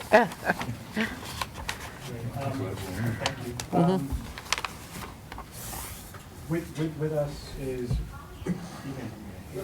Robert Lynch and Grady O'Connor from Lynch, Malloy, and Marini. You have to check the spelling of that on the email that I sent you for the motion that we will present.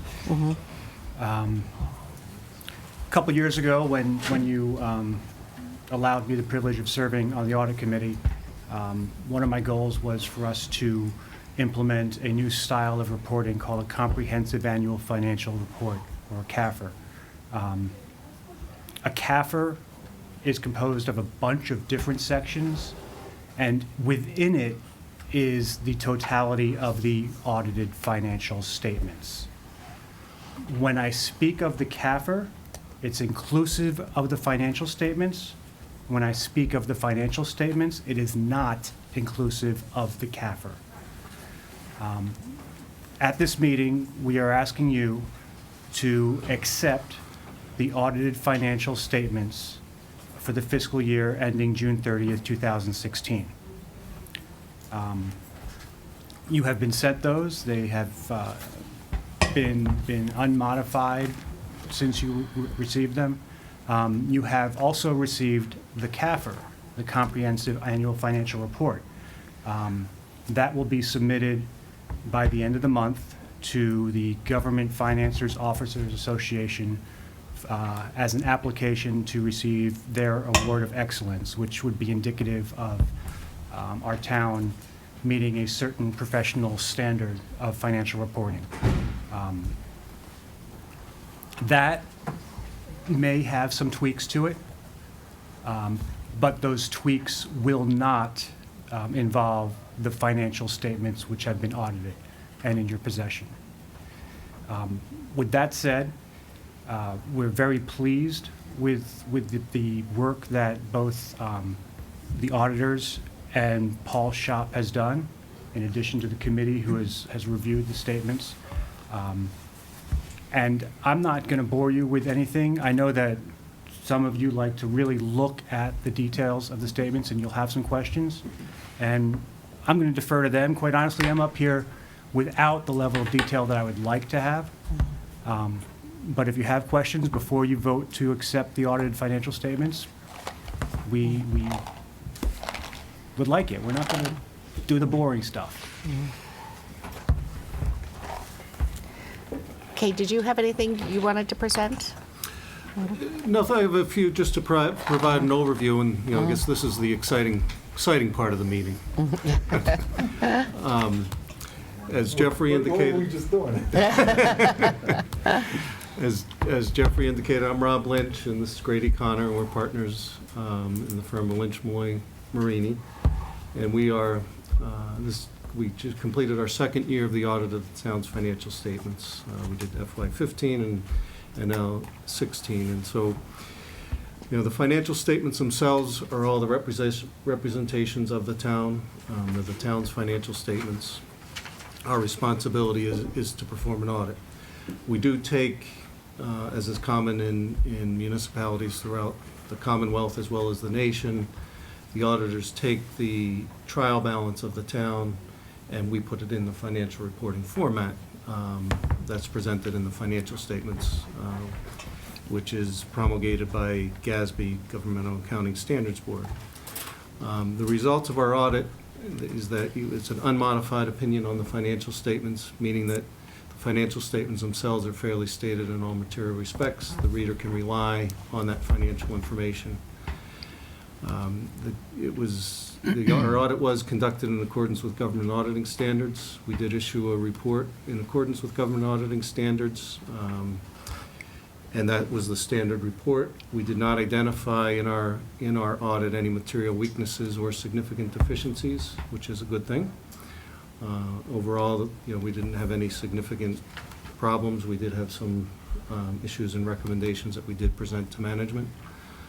We also conducted a single audit in accordance with OMB uniform guidance, which is essentially an audit over the town's federal programs, federal monies that they receive, and that's primarily through the school department. This year, the major program that was audited was the SPED cluster, and we found no issues of noncompliance with the compliance requirements that have a direct material effect on the program amounts of the major program. We did document one other matter and just a recommendation about more formalized documentation of the compliance policies and procedures in accordance with the uniform guidance. The uniform guidance was new this year for FY16. It increased the threshold from 500,000 to 750, requiring you to have a single audit. You're well over that anyway, so that wasn't really affected, but it enhanced the implementation and observations and to make sure that you have the documentation in place. There's been procedures that are in place and being followed. The recommendation there is just to have more formal documentation of those procedures. And that's been discussed with the school department. There's essentially two sets of financial statements, the full accrual and the modified accrual. The government-wide financial statements are full accrual, and they're going to reflect all assets and liabilities of the town, including your capital assets, all your debt, your long-term debt,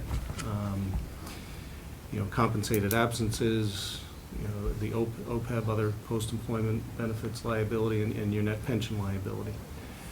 The unrestricted net position was in a deficit of $43.1 million at June 30th, 2016, and that's primarily related to the deficit, the liabilities, and the increase in the liabilities during the year of the OPEB and the net pension liability.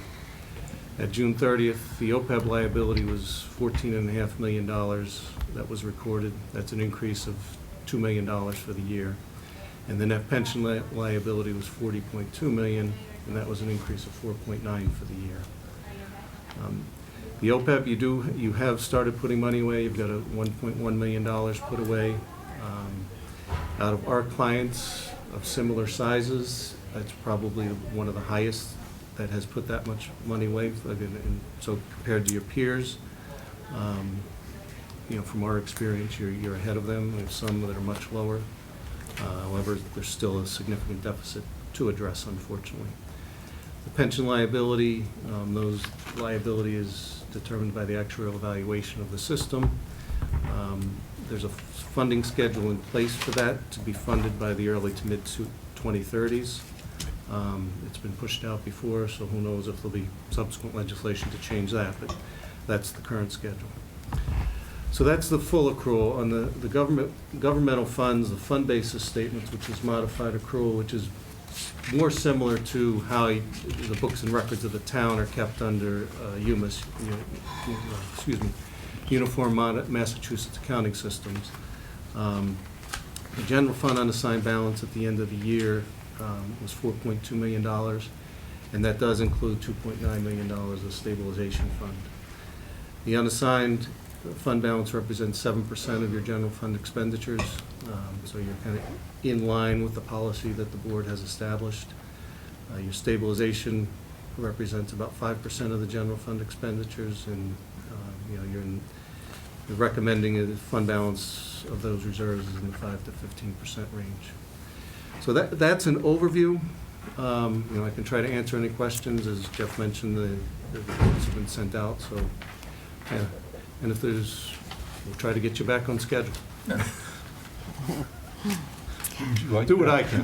Would you like that? Any questions? Like usually, how about any questions for the Finance Committee for the auditors? No? Oh, you did? I thought you were looking at me like I don't have a thing. But I don't necessarily want to. Well, I'll start with one, and then I'll go to, one of the things that we were struck with last year was that we're putting away money for OPEB, and then we were told that that's not really what Moody's looks for. They look at the stabilization fund. Do you still recommend we put money away for OPEB? Yes, I certainly do. It's not, the OPEB requirement to book the OPEB liability is relatively new. Mm-hmm. And it's a significant liability. For the town, the entire liability is $33 million. Back in 2009, when this started, you had to book that year's liability, and each year since then, you've added on to it to get to the $14 million that you have recorded now. So it is significant. So wasn't that they're not looking at that. It's just right now where it's new, they're not holding it against you.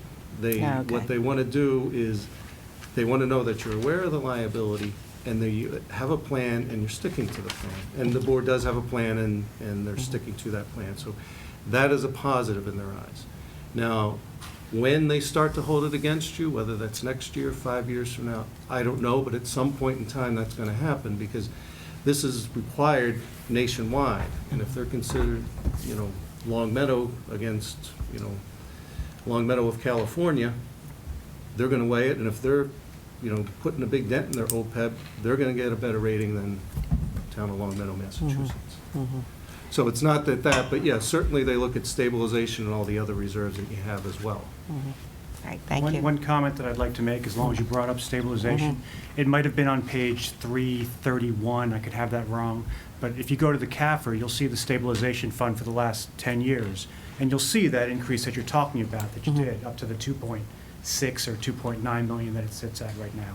So that's why the CAFR was very important, so we could have this 10-year trend information, so that when you make a statement like, well, we've been putting away for the stabilization fund, the document is there that someone can glance at and say, oh, yeah.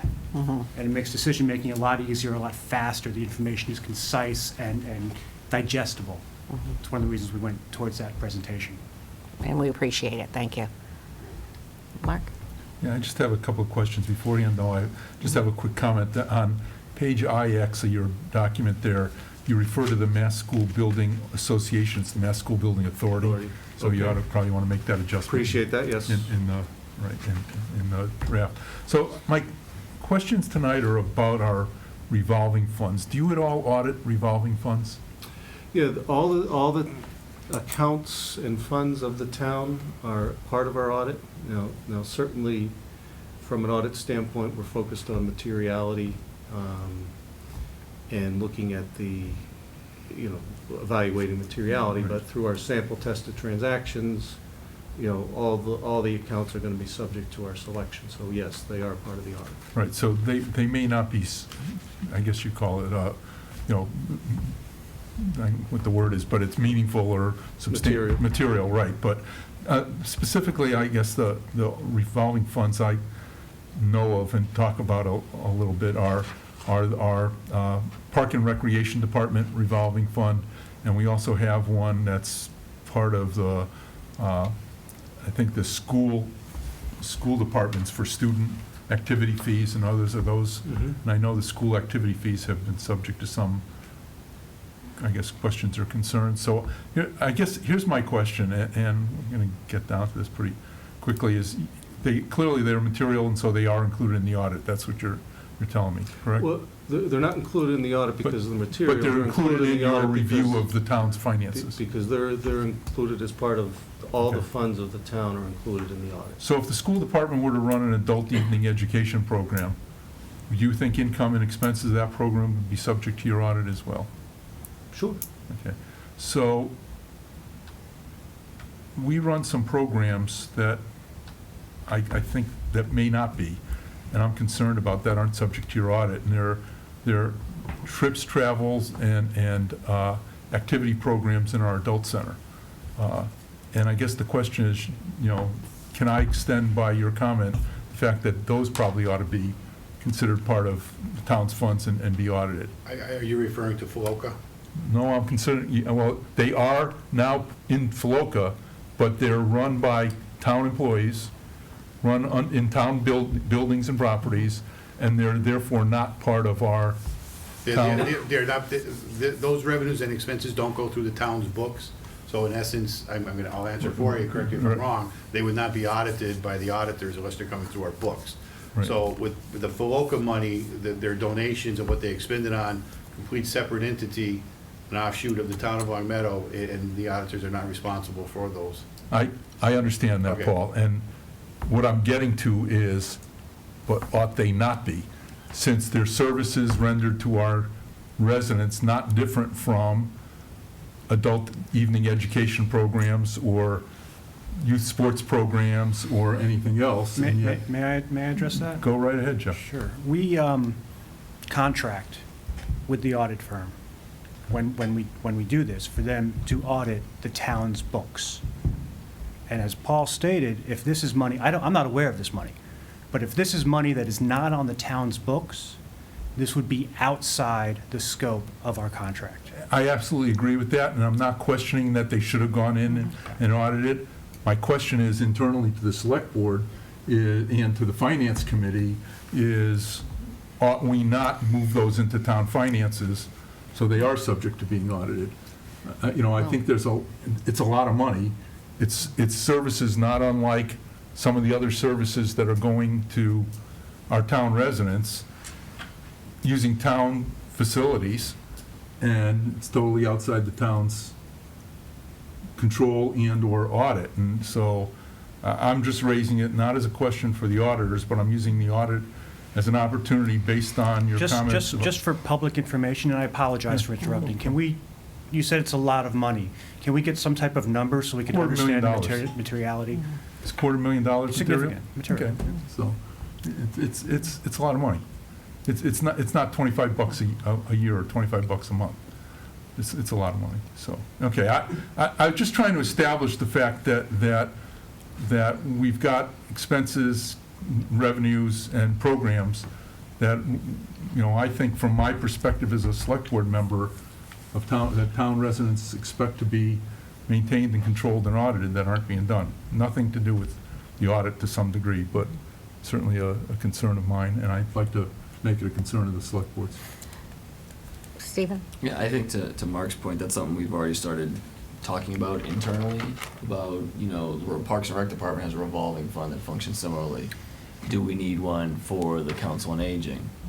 And we started to take a look at that. I think the one thing I wanted to say is that the funds for Veloca are managed by a volunteer board of directors who I think are committed to making sure that they do a good job managing their own funds. So I don't want anyone to get the idea that, I don't want to speak for Mark, but I don't have any sense that the funds are being mismanaged or not spent appropriately, or there's something untoward going on there. But I think to Mark's point, should these be functions that should be on the town's books in the form of a revolving fund like we do for Parks and Rec, and that is something that we are actively engaged in discussion with COA staff as recently as today. But I just want to make sure that for me, since Veloca has been here a lot longer than I have, we go back and we make sure we understand why did this Friends Up groups are very common around adult centers. So this is a common arrangement in many communities. So how did this arrangement get started? What were some of the understandings when it did get started?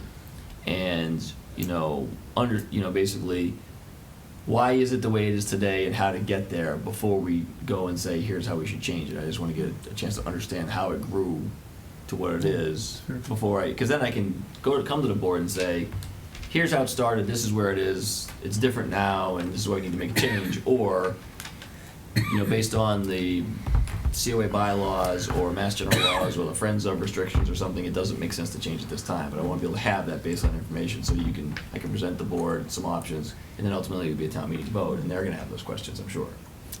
Fair. You said you had some more questions? No, I'll defer to somebody else. Mark?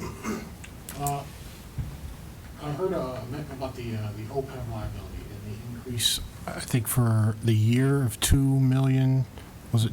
Yes. And what I wanted to ask was, does that seem normal? Does that seem reasonable? Do you have any way to gauge whether that's normal or reasonable for our community size? And Yeah, it's done through an actual evaluation that's done every 2 years. And based upon our experience, with other communities of similar size, I would agree, yes, that's kind of the way it is. And that's unfortunate.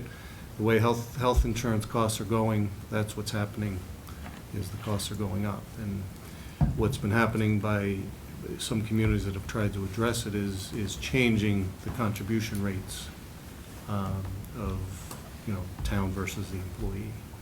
So you don't see it as a cause for alarm relative to the situation facing other communities? Right, that specific isn't something specific to the town of Long Meadow.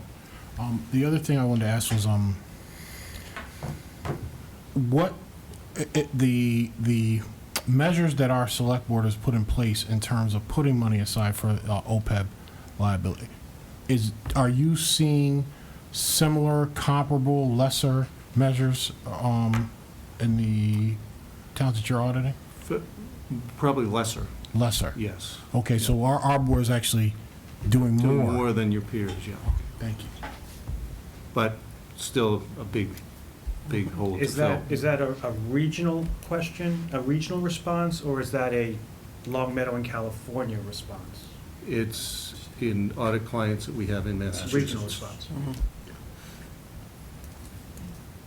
Any other questions on the audit? Oh, yeah. I guess a lot of discussion earlier tonight about debt load and stuff. I guess how do you see our current debt load, either in terms of our peers or in terms of the overall financial balance sheet, and is sort of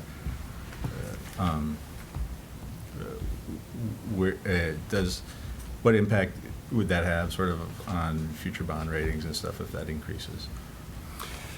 Well, and I did hear a little bit of Paul's presentation, and I think with what he was presenting tonight, as he said that he didn't see that presentation impacting you now. Now, down the road, if you continue to add more debt, which, you know, you're kind of limited with the levy ceiling capacity, but that's another story, issue. But, I mean, I don't see your debt load right now as a major problem compared to other municipalities that we audit. Yeah, that answers. Rob, just a caveat on that, the debt load that we have for the most part is debt excluded. And we would talk about debt excluded there, so it wouldn't have an impact on hitting our levy capacity, but more of an impact of having a burden, a per capita burden, more than anything. That's how I think Moody's would start looking at it if we hit that level, which I think we still have the capacity to go up further. Mark?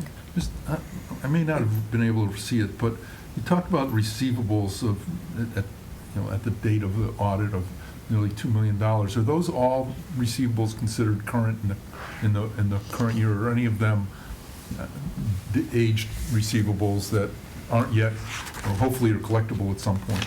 I was trying to find the page that they were on, and You look at page 22. It gives you the detail of that, and about half of the 2 million, about 533 or 750 to 800,000 relates to property taxes and tax titles. So that at some point is going to be fully collectible. May not necessarily be current. You know, another 300,000 of that relates to excise taxes and ambulance fees.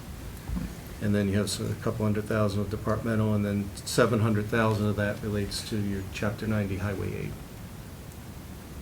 So that's all going to be fully collectible as you expend those monies. So things like, we can assume, and maybe Paul's better, you know, when it says liens, deferrals, and possessions of 263,000 or something like that, is that the stuff that's tougher to collect? Yeah, those are your tax, well, you get kind of liens, tax titles, or even tax possessions that we own, that the money is due us, and we have, you know, the proper things down at the Registry of Deeds. So it's a matter of when that property sells, or when the people currently owners, the current owners, can actually come up with some of the money that is owed. That's when we would start receiving that money. Okay, I was just trying to get a sense of, you know, $2 million receivables relative to our budget. Seems like a lot, but most of it's just part of the cost of doing business during the year. Right, and I mean, that Chapter 90 money, the 700,000 probably came in September or October. Okay. Right, I just missed that page. Thank you. Yep.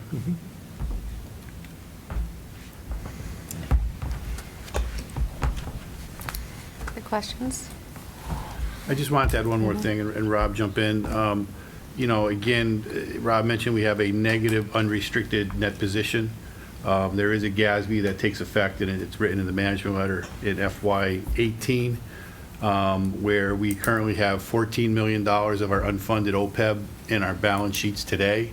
The remaining portion of that, an additional 19, comes on our books all at once next year. So you will see a drastic decline in our position, as opposed to everyone's looking for our position to get better. You're going to see it further go down because of that GASB. Just trying to set you up for next year, so there's no questions. FY18. FY18. True, FY18. I got too many fiscal years going on. This is 16, 17, 18. Yeah, in a minute. So, two questions. One is on the OPEB. You, putting money aside, but there's other ways we can bring it down, such as the cost of insurance. You described contribution and what the requirement, and would also be the amount of employees we have, benefit employees. Do they look at current benefit employees, or do you look at numbers of retirees? No, I was gonna say, when the actuary calculates it, they calculate it by retirees, but also the people that are eligible to get the benefits too. Okay. Even if you're not taking the benefits when they do that. Oh, even if they're not taking it, those that are potentially can take it? They factor Oh, that wow. into the whole calculation, so. Oh, see, that is a huge difference for us. Okay. So those are all that can be put in the calculations and trying to bring that down too. And then the other question really doesn't have to do with this specific audit, but I was surprised, there's a difference, I guess, between what you do and an operational audit. Do you ever recommend that we do random operational audits of specific to make sure all of the proper policies and procedures are in place? Or is there anything we should be doing to look deeper into certain areas, like Mark suggested, some of these outside peripheral funds that are used by the towns, usually Friends groups? Sure. Yeah, we're doing a financial audit, and as part of that, we need to, and usually, I apologize, usually I say kind of some of this up front to provide an overview of the audit, but you know, we, as part of that, we obtain an understanding of your internal controls and procedures. We'll do, at a minimum, a walkthrough to understand how they work. And these are the major areas, you know, your cash receipts, disbursements, payroll. And we perform tested transactions to see that they are working as in accordance with the policies and procedures that you establish. But ultimately, you know, management and the select board are responsible for making sure the town has adequate internal controls. And that's an ongoing process. And, you know, we do select a sample of transactions. We're not looking at every single transaction. We're not looking at every single department. So certainly it does make sense to periodically, drill down into some of the departments and see that they're doing what they're supposed to do and that they have backup for their receipts. And that's more, again, financial, but then even operational-wise to see what's going on. Now, is that something other towns do? I mean, should we once a year just randomly take something or have the chief financial officer pick a section that we're going to go and look at? Or is that just really not done by most small towns? It's done periodically. Usually, instead of being proactive, people are reactive to that, and they do it when suddenly there's a problem. Right. But does anyone do it proactively, or? Not too often. That's rare. Not to say it's not a good business practice, but not too often. Yeah. And if you were going to do it, where would you recommend that we do such drill downs? Are they the peripheral funds, or like the student funds, and he mentioned the adult center fund areas, rotating funds? Where do you find the most problems? It varies depending on the towns. I mean, what's happening now are the student activities funds were mentioned. The DESE has come out a couple of years ago with some procedures that requires them to be looked at every year. And once out of every 3 years, it has to be done by a CPA. That was done here in Long Meadow last year. So it depends. I don't know if you have any thoughts on specific departments, but it kind of depends. And I think, you know, talk to management and see what they get the feel, because the people, they have their hands in the trenches to where there may be some issues or problems. Okay. So, Any other questions? Yeah. Speaking of issues and problems, were there any particular areas in your audit that you felt that the town had some concern from your perspective? No, like as I mentioned, we had a management letter that we issued that we reviewed with management, but they weren't significant issues. We didn't have any significant audit adjustments to make. We did find some during the audit that we, from a materiality standpoint, we waived. You know, overall, you have good policies and procedures in place. Anything that comes to mind? I like to use the word thankfully boring versus years past where we had so much cash sitting out. It should have been accompanied by guns and drugs and from stadium receipts. Thankfully boring. Mark? My annual question is to the auditors, have you had a chance to independently speak to our audit committee without the presence of our management team? Many times. Thank you. I was not the nicest person. That's all right, that's a question I gotta ask every year. There was one other question I wanted to, with respect to that sort of overall, I want to say good bill of health, for lack of a better phrase, that you just conveyed. Is there a particular document that you produced as part of the audit that would be helpful in this committee or the select board sort of getting that message across to the average resident of the town without overwhelming them with a lot of data they may or may not be interested in?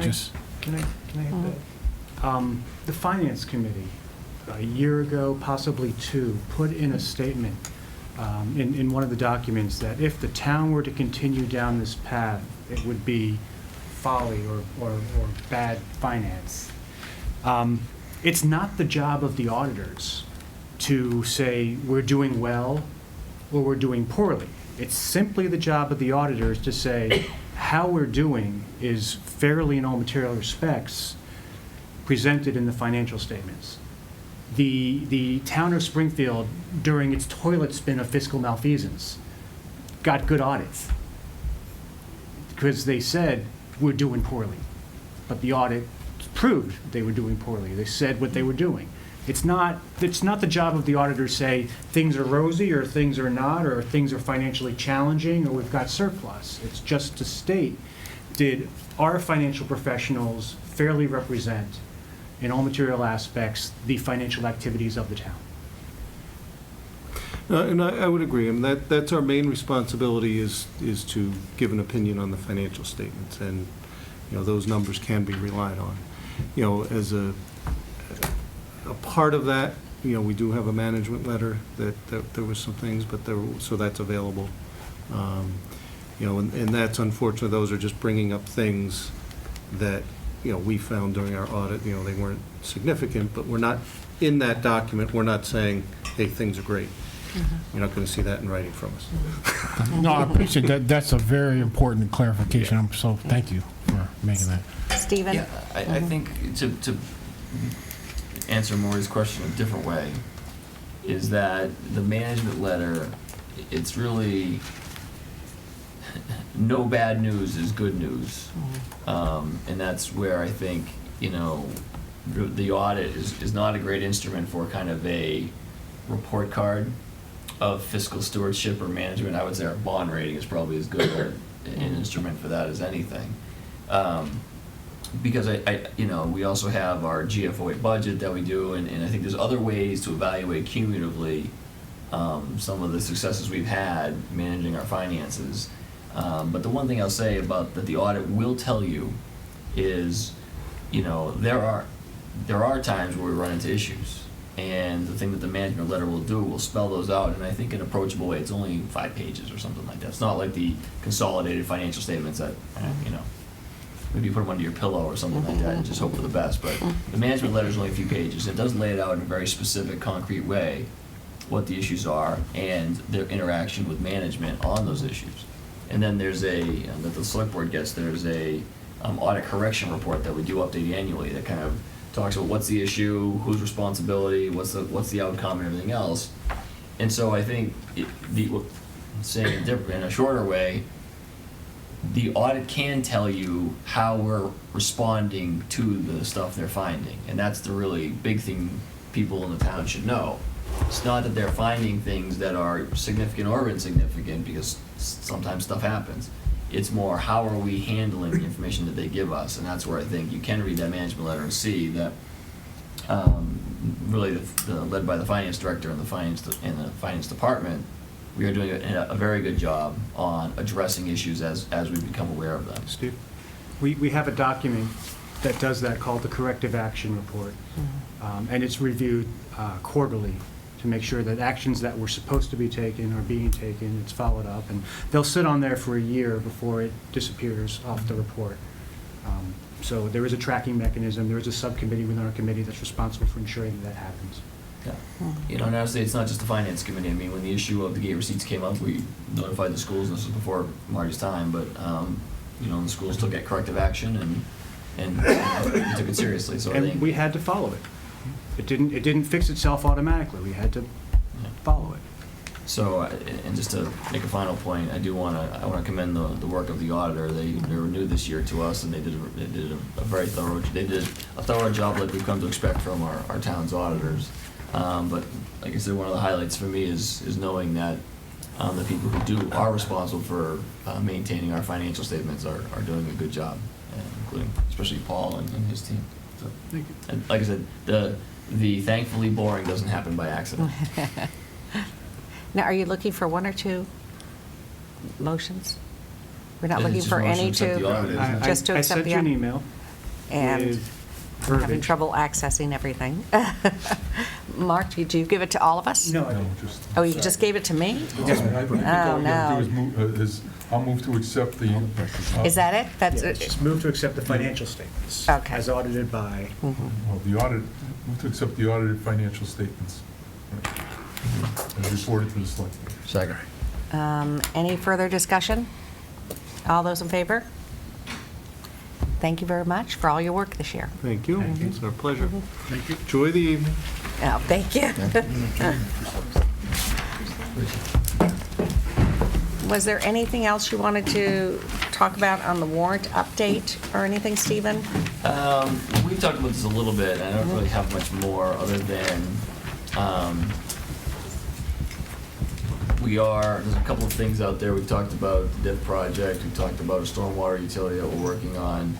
I think I've reported in the past on that three-town Trent Senior Ride pilot program. Oh, that's going to be on a warrant, Article 2. Well, Okay. it would require an intermunicipal agreement. We're still Okay. kind of hashing out the details.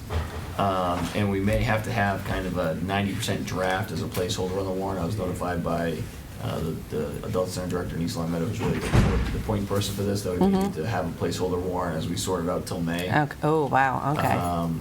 So that could be on there. Uh-huh.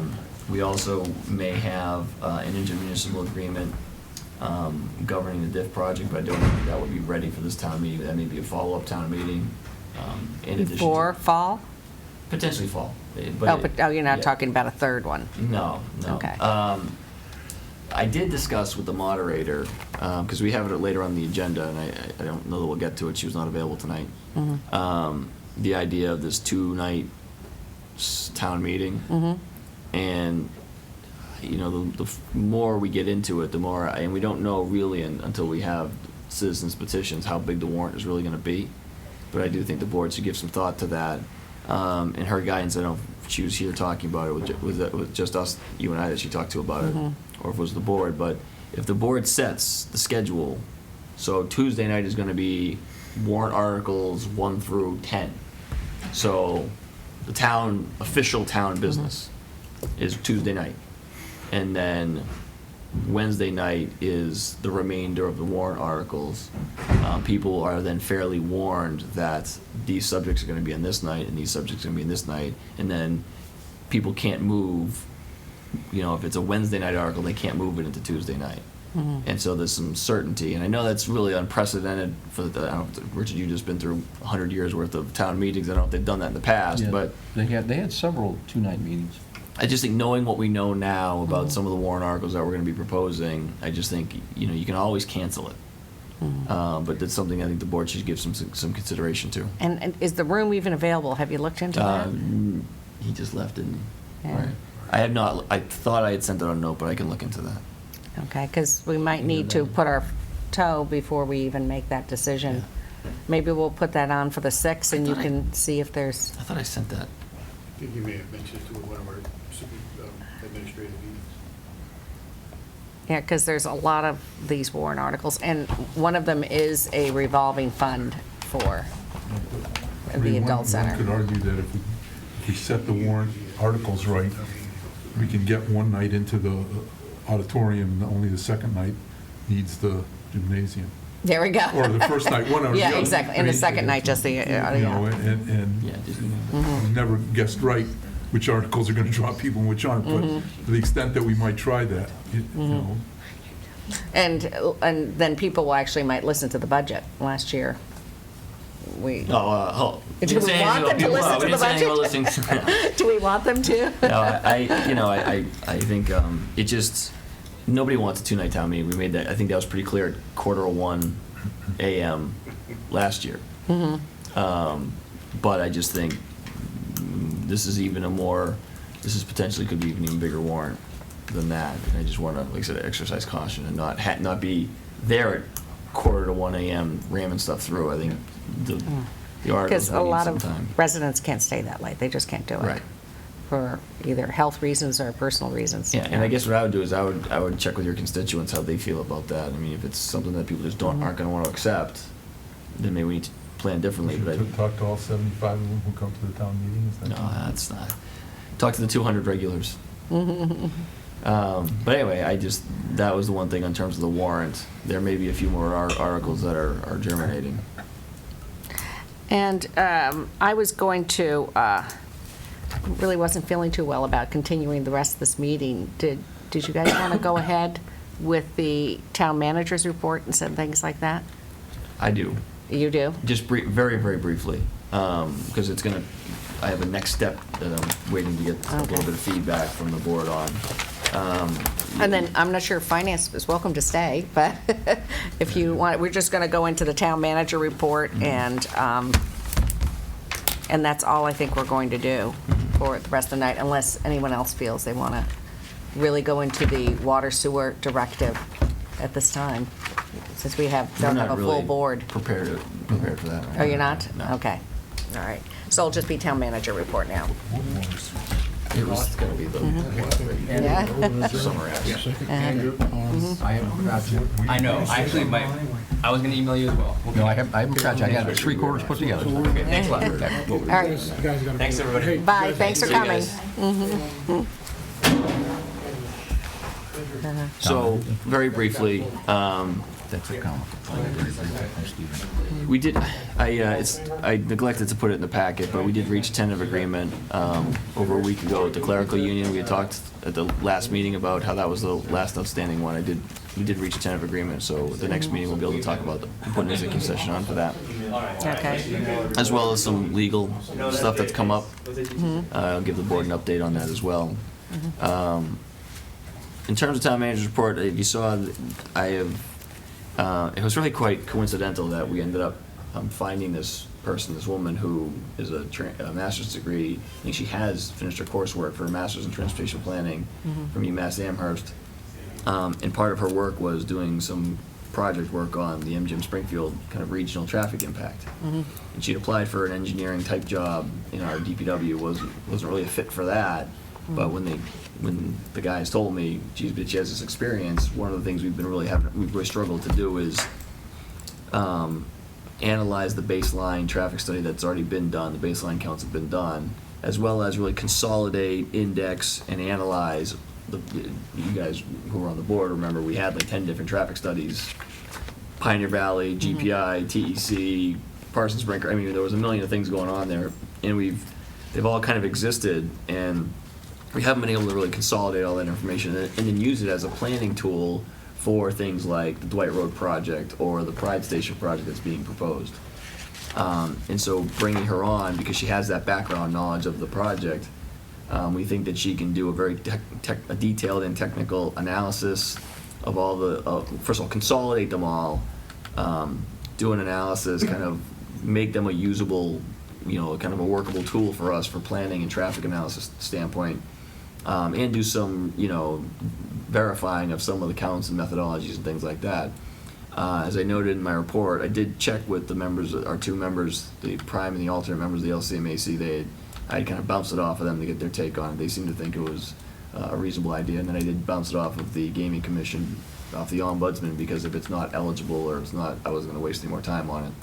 So I wanted to get your feedback on it before I go through the effort of generating an application to the Local Mitigation Advisory Committee. The Reserve Fund is what it's really called for local mitigation. Is that the February? We already have a reserve set aside that we've already been granted that I applied for last year. This would come out of that fund. Okay, so that was the February one? Last year. Last year's February. Okay. So, and just to be clear, we have an arbitration or a surrounding community agreement with MGM that has a certain amount of funds upfront and a certain amount of funds annually. This is in no way connected to those funds in any way, shape, or form. It doesn't touch them. They stay separated for their purposes that were in the surrounding community agreement, which we all remember the intersections along the primary intersections along Meadow Street, and then additional future traffic and public safety issues going forward with the annual money. We're not going to even see the annual money until 2019. So I just want to make sure everyone's understanding what pot of money we're coming from. On top of all of that, the Gaming Commission set aside a reserve of about $100,000 for each town to look at impacts during construction or things that weren't, they weren't aware of during the surrounding community agreement. And that's what these funds are. We haven't really seen, as far as I can tell, we haven't seen a meaningful impact from construction. But then again, how do we know? Because we haven't seen. You obviously don't drive to pass through 5 in the mornings. Well, because I gotta tell you. Well, highway construction, yes. Casino construction, we would have a hard time proving that, especially without, in all sincerity, Mark, how would we prove it without having our traffic studies kind of analyzed and look at our baseline, and then if we feel like we've seen something during construction, or she kind of points something out like, geez, we did these before and now we've done these counts and they seem to be a little different. That's the whole point. And so, it's less than $10,000. I think it's $7,000 or something in that neighborhood of that 100 to bring this person on. It's kind of like a fellowship and have her do all of this. And I just wanted to get the board's consensus that was a worthwhile endeavor. I haven't been through the application process. There may be a board vote required to submit the application. I just haven't gotten that far. But isn't it due soon? No, we already have the money set aside. We have $100,000 set aside for us? Yeah. We just have to claim it. You have to come up with a project that the Gaming Commission will approve to claim it, and we have seen that they're pretty rigorous in how they evaluate The question is, do you need a vote tonight? I don't know that. I just want... I would say that's a no-brainer. Yeah. It looks like extremely well-educated anyway, with lots of experience in this. Yeah. Should we just give you a vote, just in case you need it? Yeah. Huh? Yes. I think Is there a motion? Motion to submit a request for funding is what it would look like. Right. I'll propose a motion to submit a funding to the casino construction set-aside fund. I'll second it. For the purposes of having additional traffic study work. As presented. Yeah, as presented, right. As presented by the town manager. Okay, any discussion? All those in favor? Okay. Perfect. So can I just, so does that mean that, no, I just want to make sure that we can't offer her a job until we know if we got the money then, right? This is like she's looking for full-time jobs as a town engineer. So this is kind of a holdover, right? It's a side gig for her, and so, but she doesn't need to be in our office doing this. She can do this if she gets a full-time job. She can do this nights, weekends. Right, but she's not going to start doing this tomorrow. I have to send this for the Gaming Commission's approval. But there's a process you have to fill out, and I didn't want to. If everybody hated the idea, I didn't want to go through all of that. It seemed to make sense to me, and like I said, Andy Carr has done a great job since he's been here, but we've been shorthanded in the engineering department for a long time, and we just haven't. We really have a gap on this, and I saw a way to fill that. The other thing is, we did the long-range plan survey. We learned some of the town's thoughts about use of open space through our various site selection processes. So I've kind of set that aside for right now while we work through the current things on the front burner items, if you will. But I did a Westfield State work study student and intern, for lack of a better term, has come on board and is going to be going through that. We had about 700 or 800 responses to that survey, so that was a pretty good response rate. I remember if you saw the electronic document, it was many, many pages with hundreds of comments. And so she's coming on to go through and really, what does that, lump of data really tell us about our community's attitudes? Because you can kind of go read the summary, but then, I want the comments kind of thematically arranged, so you can kind of bulk them together, not only question by question, but also open space, services, things like that, to kind of say, when we do get back to doing the long-range plan, or if we see opportunities for regionalization or something else, we can go back to it and say, well, there seemed to be some support in the community for taking this type of action. So that's the only other update. Any questions for Stephen on his town manager report or anything? Yeah, I don't have a question on those items. I think they were pretty clear. I think they're good ideas. I just have a question, something that came up in I think it was the finance report that Paul came in. Paul, for people who don't know what goes on, we get about every month, Paul tries to take out his crystal ball and tell us what's going to happen financially in the year ahead. And generally, we don't know too much for many months, but here we are 6 months in, and we're starting to kind of get a picture, and things look pretty good for this year. My questions, though, Stephen, really have to do with concern about our legal fees line, and I don't want to necessarily get into the details of where the money goes, because I know some of that is privileged, but I am concerned that we're either doing a crummy job of projecting and budgeting that line item or whatever, and I just have to say that I think we need to do something rather than just overspend the line item and hope that we can make some adjustments. And I don't know what that is, but if we can make mid-year corrections, I think we ought to try to do that. That one jumped out at us. Yeah, Paul and I have actually been engaged in discussing that. It's not privilege. That is really by and large due to the extra legal work that was associated with the Converse Street easements that we had to do. As you recall, we did a bunch of legal work in FY16, and then we were informed by Mass DOT that that wasn't the right kind of legal work, and so we had the 50 for 5 special town meeting with the easements. And it was a substantial amount of legal work. Even though they were each thing was relatively small, the cumulative total was a lot. That overage is by and large tied to that specific thing. So Paul and I have been engaged in the discussion about when we get to year end, we're going to have to transfer from the DPW one of the accounts to cover that, because it really is a public works expense. I had originally thought you could use Chapter 90 for that. I don't think you can. But we are aware of that. We thought about going to the Finance Committee. How about going to the state, since it's a state-funded project? The acquisition stuff is all ours. They'll tell you they have 4.5 million reasons why we should just find the money ourselves. So I think it does jump off the page, Mark, no doubt. I just want you to know, I don't have an answer of where it's going to come from. Paul and I talked about a few different options, but we want to see how the fiscal year progresses before we resolve it. But we have identified some strategies to deal with that. But I don't want to convey that normally our legal budget, 2 years ago, I think we had a $10,000 surplus from the legal services budget. I think normally we do a good job projecting and managing, but that specific job was something that we didn't see coming, and that is really by and large why that's just blown out of the water. Thank you.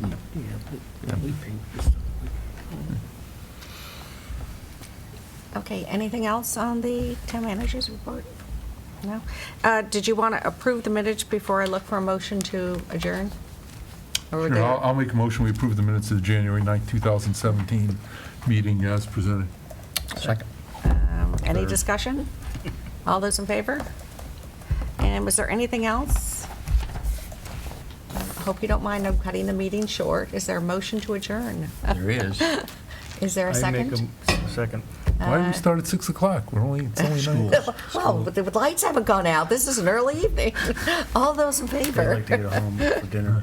You want to adjourn? You've got to raise your hand. Thank you for joining us this evening. It's the day after the AFC Championship game. I think you need I everybody a know, break here. it was very tough. We'll be back again February 6th at 7 o'clock, the normal time. And thank you to the Finance Committee for joining us and staying with us. Oh, I started. Thank you again. Good night. Thanks.